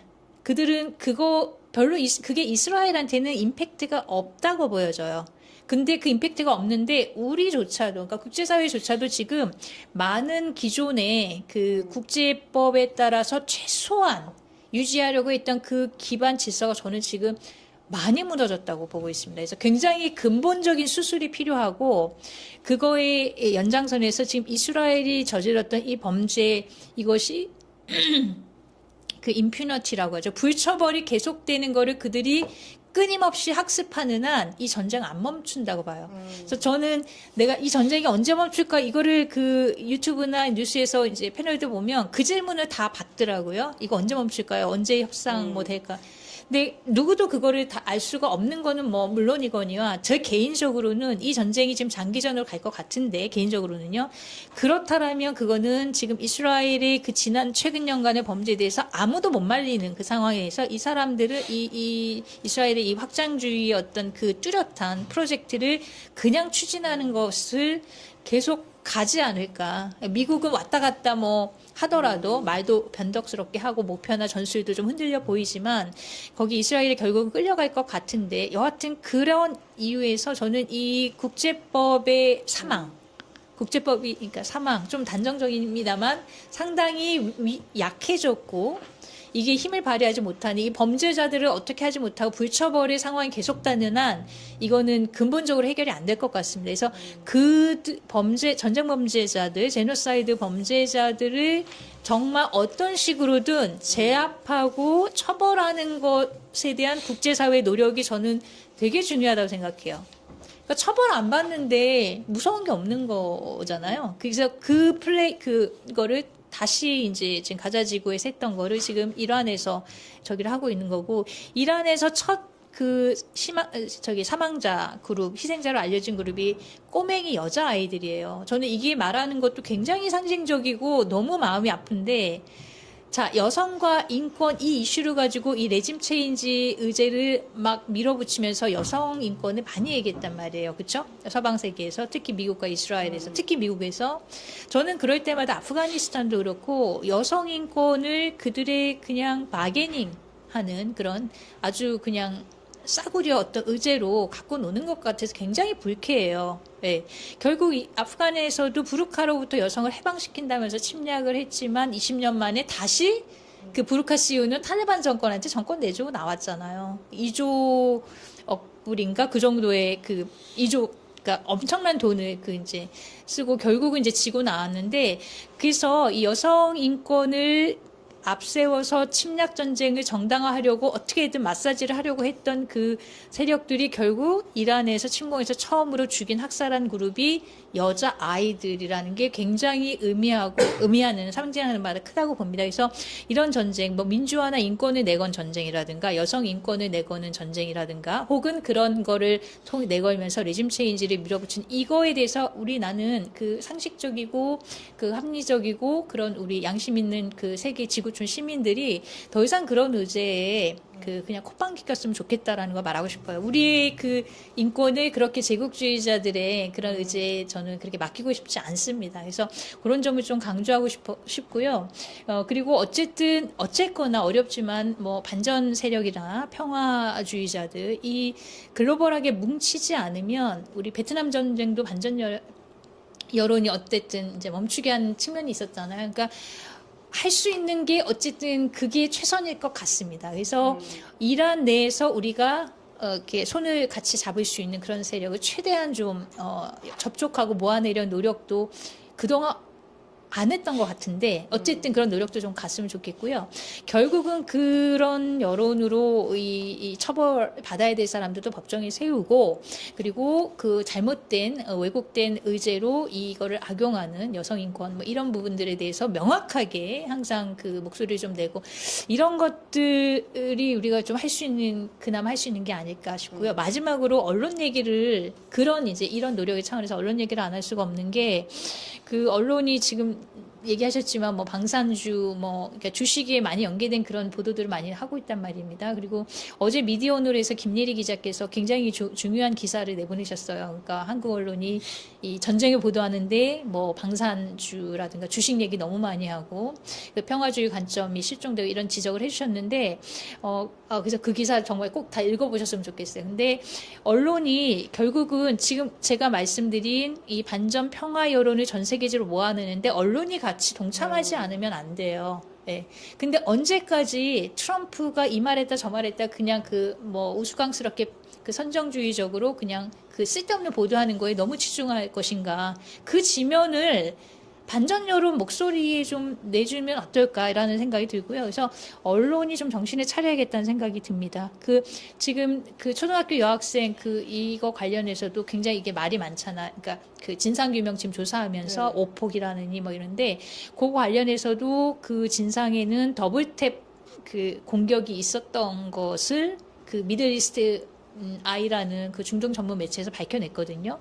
그러니까 그런 부분도 언론이 그런 보도는 그러니까 더블탭 공격이라는 비열한 공격이었고 의도적인 공격이었다. 이런 거는 다른 언론이 보도했으면 그 인용이라도 보도해서 하면 좋은데 그런 거조차 보도를 전혀 안 하고요. 제가 그래서 한국언론재단에서 운영하는 그 비카인즈로 검색을 해봤는데 더블탭 공격, 뭐 이란 더블탭 이렇게 해봤는데 기사 한 건 나와요. 한 건밖에 안 나와요. 그러니까 안 다뤘다는 거고 더블탭이라는 검색어를 안 쓰고 이제 다룬 한겨레 신문 보도가 있긴 해요. 그래서 하여튼 그 언론 부분에 있어서도 지금 우리가 반전 평화 여론을 조성하고 그거를 눈덩이처럼 불리는데 언론이 같이 하지 않으면 저는 도와달라고 표현하고 싶진 않아요. 언론도 당연히 그렇게 해야 된다고 생각하고 같이 하지 않으면 우리가 그 범죄자 처벌이라든가 이런 것들이 굉장히 어려울 수 있다. 네. 그래서 좀 할 일이 많을 것 같습니다. 너무 설명을 잘 해주셔서 덧붙일 말이 크게 없는데 우선 국제법이랑 군비 관련해서 두 개 이야기를 해주셨는데 계속 이 상황을 보면서 드는 생각이 이제 전반적으로 신뢰가 무너진 것 같아요. 국제법도 이제 그 조약에 서명을 하는 순간 우리도 조약을 지켜야 되고 다른 나라도 이걸 위반했을 때 어떤 제재가 있을 것이다 아니면 규제가 있을 것이다 이런 신뢰의 바탕이었는데 이제 계속해서 있었던 제노사이드 범죄에 관련해서 그 누구도 이제 책임을 지지 않고 그걸 또 규제할 수 있는 강력한 뭔가 국제기구라든지 이런 것도 부재한 상황에서 거기서 이제 한번 신뢰가 무너지는 것 같고 두 번째는 지금 비핵화와 관련해서 그런 논의가 계속 일어나는 과정에서 이제 공격이 들어가고 했는데 이게 지금 비핵화를 한 우크라이나가 겪고 있는 상황이랑 그 과정에서 협상 테이블에 앉아 있었던 이란이 겪은 상황이 지금 이제 핵을 가지고 있는 나라를 가까이 두고 있는 우리가 봤을 때 이 나라에게 어떤 메시지를 줄 수 있는지 지금 이스라엘이랑 미국이 하고 있는 행동이 또 그걸 제재하지 못하고 있는 게 어떤 메시지를 주고 있고 이게 어떤 결과로 이어질지 그 부분에 대해서 좀 우려가 많이 되는 것 같습니다.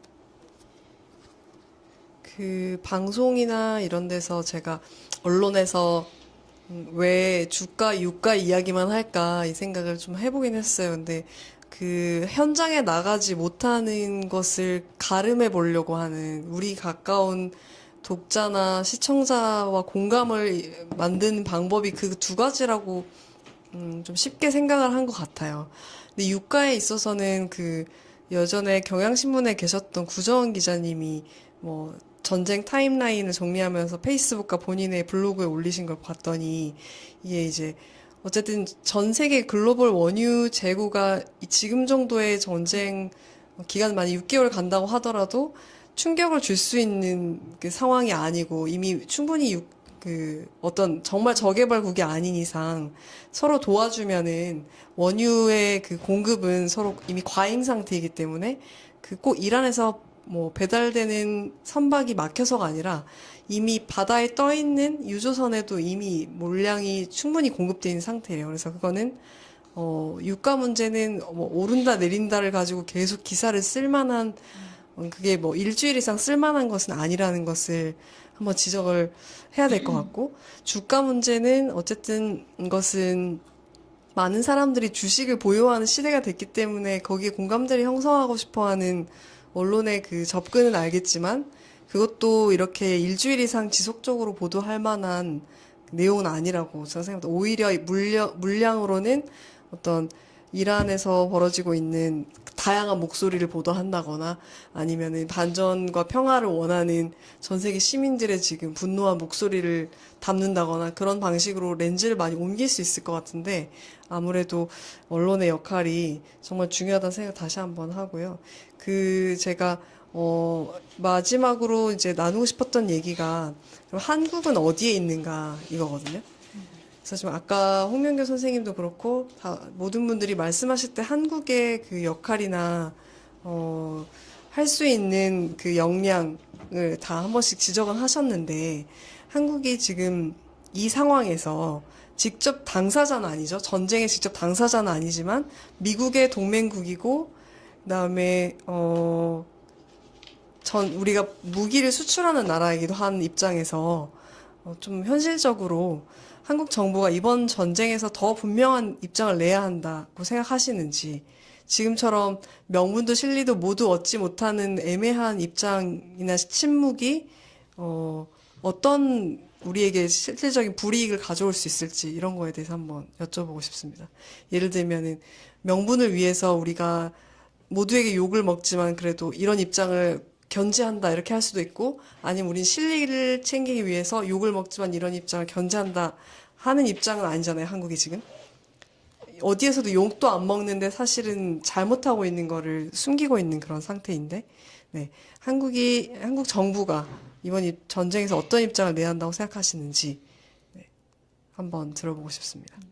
이번 회장님 먼저 하시죠. 우선 이제 입장을 낸다는 것 자체가 이게 모호하게 쓴 부분에서 이제 나름대로 고민을 많이 하고 또 어디로도 삐끗하지 않으려고 한 게 좀 보이긴 했거든요. 이제 개인적인 소망으로는 우리가 서야 되는 곳에 서야 되고 이제 그래도 우리나라가 불의에 서지 않았으면 좋겠다 이게 제 바람이고 이제 이 전쟁이 멀리는 전쟁이라고 하지만 또 저희가 이제 무기를 말씀해 주신 것처럼 무기를 수출하기도 하고 핵은 우리 가까이에 있으니까 그런 입장을 좀 취했으면 좋겠는데 제가 개인적으로 드는 생각은 이제 이란에 좀 지지를 한다던가 아니면 이스라엘을 규탄하고 미국을 규탄한다고 했을 때 지금 정부의 수반인 대통령이 이제 지지율이나 이런 것도 고려를 하면 그런 입장문은 나오기 힘들 것 같다가 이제 조금 현실적인 생각이고 그럼에도 이제 좀 강한 어조로 그 민간인 학살에 대한 부분에라도 좀 크게 비판을 해야지 나중에 우리가 비슷한 상황이 됐을 때 좀 도움을 받을 수 있다던가 아니면 그런 차가운 좀 침묵 외에 다른 반응을 받을 수 있지 않을까 그런 생각을 하고 있습니다. 그 아까 말씀드린 그 외교부 성명이 되게 문제가 많았던 것 같아요. 그러니까 스텝 자체를 지금 굉장히 잘못 밟았던 것 같고 그러니까 맥락이 뭐든지 중요한데 그 이스라엘이 이제 그 이란의 핵무기 개발 뭐 이런 거를 명분으로 삼아서 뭐 예방적 공격 이런 걸 주장하면서 침략을 했잖아요. 근데 이제 그거에 대해서 이제 외교부가 뭐 비핵화 뭐 이런 얘기를 한다는 게 물론 비핵화를 해야 되는데 일관되게 계속 주장을 해야 되는데 맥락적으로 보면은 이스라엘 침공을 지지하는 것처럼 읽히는 측면이 확실히 있어가지고 완전히 그런 이상한 스텝을 밟았다고 생각하고 그게 제가 볼 때는 무슨 면밀하게 계산된 입장이었던 것 같지도 않고 별 고민 없이 낸 입장이 아니었을까라는 생각이 좀 들었고 그런 게 약간 한국 정부가 어느 민주당 정권이건 뭐 국민의힘이건 그런 방향으로 굉장히 역사적으로 습관화가 돼 있지 않나라는 생각이 들고 근데 이제 최근에 뭐 트럼프 2.0 시대에 막 이렇게 국제법 질서도 무너지고 뭔가 그냥 힘에 의한 평화 막 이런 거를 주장하면서 여기저기 말 안 들으면 쳐들어가고 이런 이제 흐름 속에서 뭐 그린란드도 자기 거라 그러고 뭐 캐나다도 내놓으라고 뭐 51번째 뭐 하라고 하고 뭐 쿠바 이제 정리하러 간다고 하고 막 그러잖아요.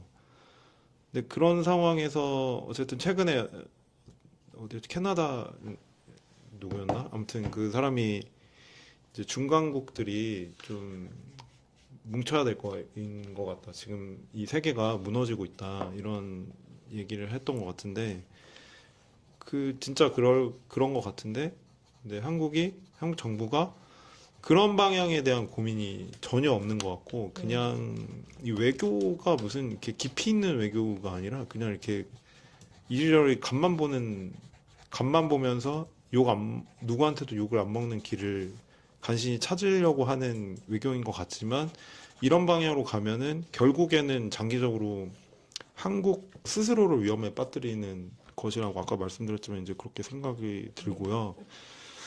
그래서 그런 방향으로 가는 거는 진짜 문제이고 게다가 또 이재명 정부는 대통령 그 당선되자마자 이스라엘 되자마자인가? 아무튼 대통령 선거 전인가 이스라엘 대사를 만났었거든요. 한창 막 팔레스타인 그 학살 이루어지고 이럴 때 그것도 진짜 저는 이제 그 뉴스 보면서 굉장히 치욕스럽다고 느꼈고 또 그 가자지구 이렇게 휴전협정 이후에도 이스라엘이 막 감사 인사를 표하고 막 이랬거든요. 그것도 정말 부끄러웠는데 그런 방향으로 가는 것이 맞는가? 진짜 문제적으로 돌아봐야 된다는 생각이 들고 제 생각은 진짜 강하게 중간국 외교를 지향한다고 하면은 그 이스라엘 대사를 쫓아내야 된다고 생각합니다. 좀 그렇게까지 해야 된다고 생각해요. 그래야지 이렇게 가는 흐름에 좀 브레이크가 여기서부터라도 좀 세워지고 그렇게 간다고 뭐 제 생각에 큰일 안 나거든요. 근데 막 그게 되게 과격한 조치일 거라고 생각하는 분들이 있을 것 같지만 오히려 그렇게 갈 때 다른 지금 눈치 보고 있는 많은 중간국들이 저렇게 감으로써 어쨌든 좀 제어하는 힘으로 같이 좀 힘을 모아서 발휘될 수 있을 것 같은데 그런 걸 안 하면은 그냥 말씀하신 대로 그냥 계속 맘대로 해도 아무 영향도 없고 이스라엘이 계속 이렇게 해도 되는구나라는 거를 학습으로 계속 얻게 되고 그런 것 같아가지고 좀 한국 정부에는 저는 그런 거를 계속 강하게 요구해야 된다고 생각이 들고 그러려면은 시민사회나 뭐 그 많은 사람들이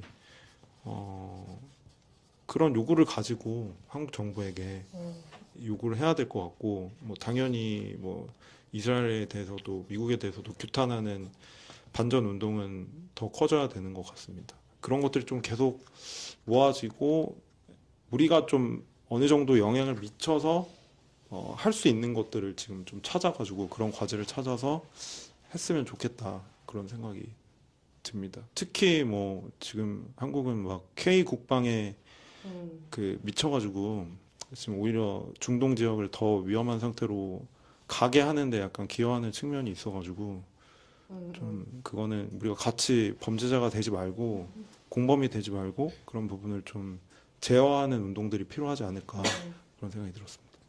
네. 그 두 분의 이제 의견을 좀 뭐 같이 받으면서 저도 그 성명 내고 이럴 때 정말 바텀 라인은 정말 초등학교 꼬맹이 여자아이들이 168명 학살당했잖아요. 그러면 그 아이들의 명복을 빈다. 민간인 학살, 이렇게 끔찍한 학살이 벌어진 거에 굉장히 유감스럽다. 그러니까 적어도 이 전쟁에서 피해자 절대 죽어서는 안 됐어야 할 아이들 죽은 거에 대해서 언급이라도 하면서, 그러면 이게 간접적으로라도 어쨌든 뭐 입장을 어디 꼭 내기가 그러니까 줄 서기가 어렵다면 그런 기본적인 우리가 당연히 해야 될 양심적인 그리고 국제법에 기반한 그런 언급이라도 몇 줄 담으면 그것만 해도 저는 그게 최소한이 했었어야 된 거라고 생각하거든요. 근데 그런 어떤 사망한 그리고 희생당한 이들에 대한 어떠한 언급이나 이런 것들이 없는 게 굉장히 문제이고 뭐 실망을 넘어서 이거밖에 안 되나라는 생각이 일단 들고, 그다음에 그 이스라엘 대사 저희 추방 얘기하셨는데 저는 이번 이 상황에서 그 외교에서 지금 나름 제가 주목해서 보는 데가 아시아에서는 말레이시아, 그다음에 유럽권에서는 스페인이 지금 어젠가 그젠가 그 이스라엘에 있는 자국 대사를 철수시켰어요. 그러니까 거의 외교관계 단절도 우리는 감수한다라는, 저는 이 움직임이 있어야 된다고 생각해요. 제가 아까 좀 전에 저기 답변에 얘기에서 강조했던 게 지금 이스라엘이 어떠한 불처벌로 계속 가면서 누구도 제재하지 못하니까 이제 지금 막 나가는 거잖아요. 그렇죠? 이거를 지금 외교적, 그러니까 이스라엘은 뭐 침공해서 싸우고 이렇게 무력으로 하는 거는 좋은 아니고, 그러니까 외교적으로 얼마든지 정말 여러 국가들이 몇 국가라도 좀 선도적으로 외교적으로 세게 이스라엘에 대한 어떤 액션을 보이는 것부터 일단은 좀 가야 된다고 생각을 해요. 한국이 그렇게 하는 거 뭐 정말 why not? 이라는 이제 저기를 드리고 싶고, 그래서 그렇게 할 수도 있지 않을까, 그런 거를 강하게 제안을 좀 드리고 싶어요. 그러니까 한국 정부가 이 외교에 대해서 너무나, 그러니까 미국이라는 거대한 어떤 빅브라더 같은 존재 때문에 그렇기도 하고, 뭐 중국도 옆에 있고, 그런 상황에 이해가 뭐 안 가는 바는 아닌데요.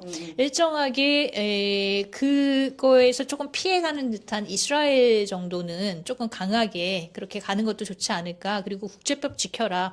왜냐하면 주권국가 침공한 거 이거 유엔 헌장 다 위반한 것이고, 그리고 민간인 피해 이렇게 된 거 다 국제법 위반이잖아요. 그렇죠? 그러니까 그런 우리가 당연히 해야 될 말만 몇 줄 써도 그것만 해도 상당히 수준이나 여러 가지로 이제 좀 뭐랄까요, 리스펙트를 얻을 수 있는 그런 성명서가 나올 수 있을 거라고 봐요.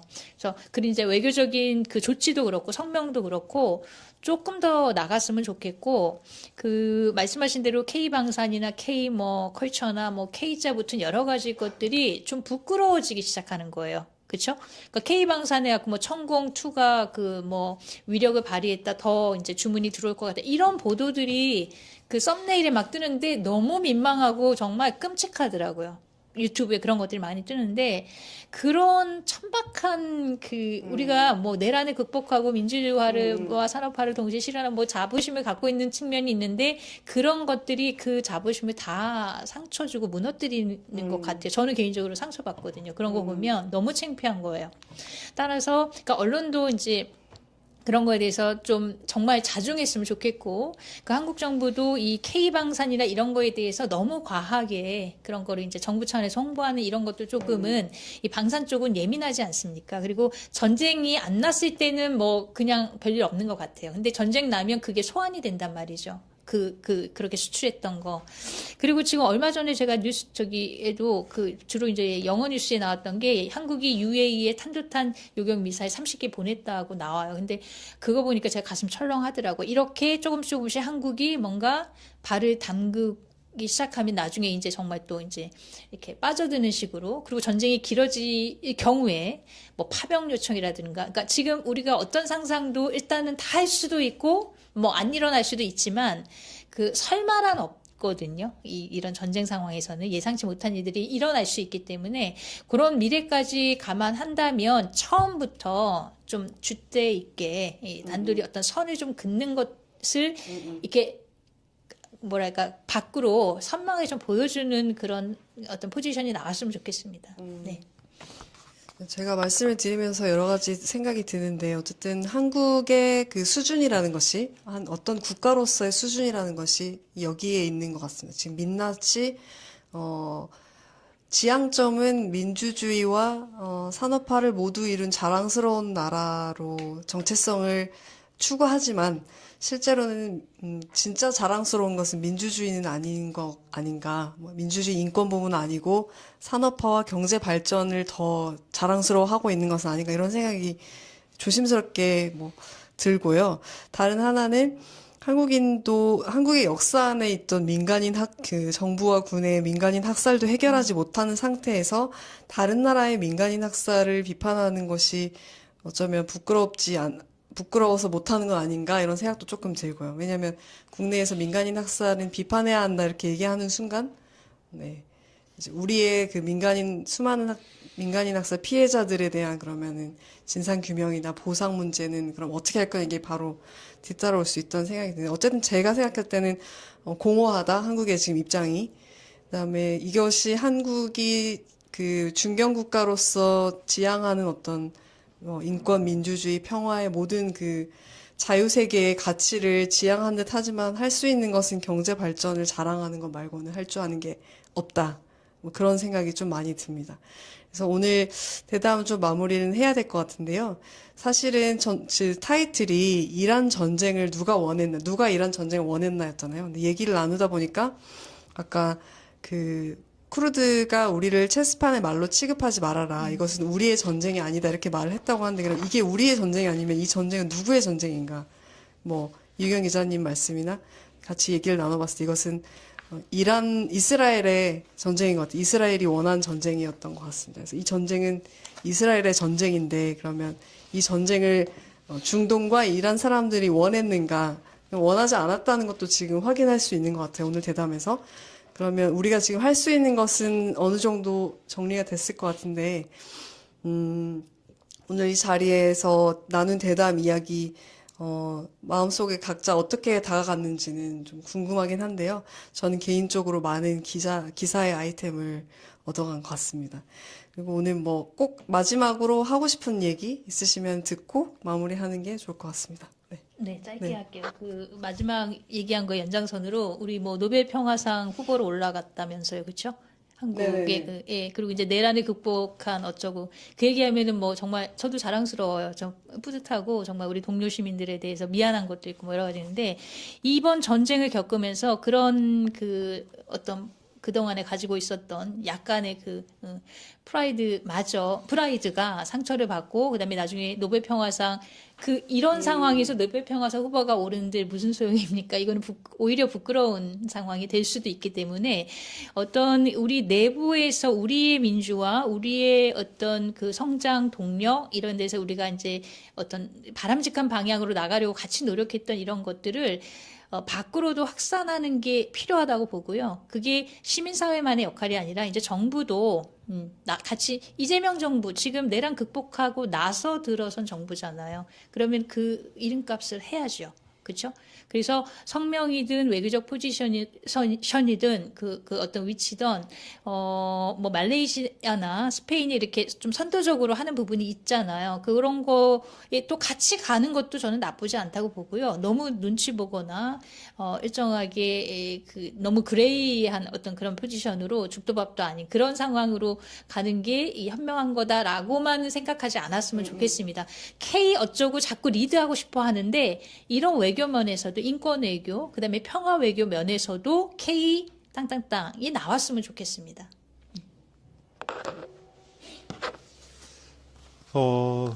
그 평범한 사람들의 시선에서 지금 앞으로의 국제 상황이나 국제 정세를 계속 보려고 우리가 스스로 계속 노력하는 게 중요한 것 같아요.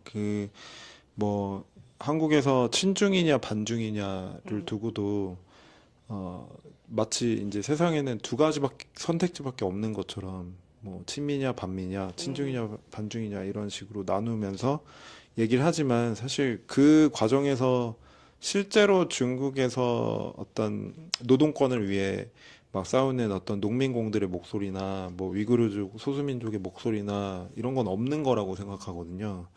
그냥 일종의 인종주의적인 어떤 혐오와 아니면은 그 굉장히 시대에 뒤처진 어떤 구도 속에서 중국을 바라보는 시선 뭐 이런 거밖에 없는 것 같아서 그게 마찬가지로 뭐 이러한 상황에서든 뭐 다른 어떤 국제 정세 속에서 계속 반영이 되는 것 같다는 생각이 들고 그래서 좀 이번 상황 속에서 이란에서 고통받는 사람들의 어떤 입장에서 그러니까 전쟁도 학살도 어떤 억압도 원하지 않는 그런 사람들의 입장에서 계속 이 사태를 바라보고 그런 이야기를 우리가 더 많이 이야기하고 세상이 너무 이렇게 흘러가니까 사실 점점 많은 분들이 말을 보태고 싶지 않아 한다는 감정을 느끼거든요. 저도 사실 그렇고 뭐 뭔가 말을 보태면 나도 더 뭔가 구렁텅이에 진흙탕송에 들어가는 것 같다는 생각도 들고 그치만 그러지 말고 말을 계속 해야 되는 것 같다는 생각이 들고요. 그래서 더 많이 그런 사람들의 입장에서 반전을 이야기하고 이 전쟁이 왜 잘못됐는지 계속 이야기하는 게 중요할 것 같다고 생각했습니다. 우선 정말 멀리서 일어난 전쟁인데 개인적으로 저한테 이 전쟁이 친구들이 있는 곳에서 일어난 전쟁이거든요.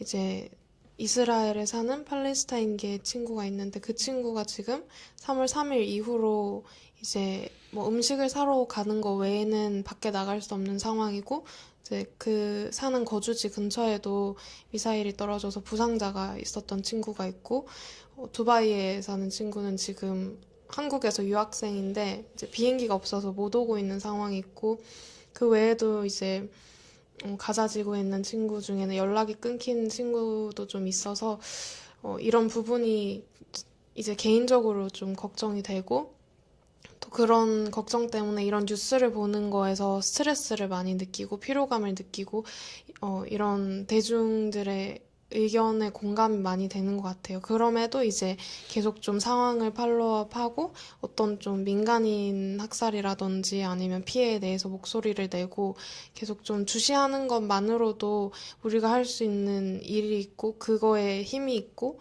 그래서 앞으로 이제 최대한 빨리 마무리가 되고 또 이런 일이 다시 일어나지 않도록 계속 좀 국제 질서에 대해서 관심을 가지고 지켜보시는 게 중요할 것 같습니다. 네.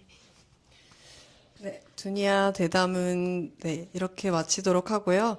두니아는 지금 2025년 11월에 창간한 비영리 독립 언론이에요. 그래서 최대한 그 아시아, 그다음에 지금 우리가 이야기하고 있는 지역도 아시아잖아요. 아시아와 우리가 계속 멀게 느꼈던 어떤 세계 국제 뉴스를 우리 가깝게 다가오게 하는 역할을 하려고 만들어진 곳이고 오늘 대담도 그런 의미에서 기획을 하게 되었습니다. 오늘 함께 시청해주셔서 감사드리고요. 출연해주신 패널께도 감사드리고, 네, 앞으로도 네, 좋은 기사와 이런 뭐 라이브 대담 기회가 있으면 또 인사드리도록 하겠습니다. 지금까지 두니아였습니다. 감사합니다. 감사합니다.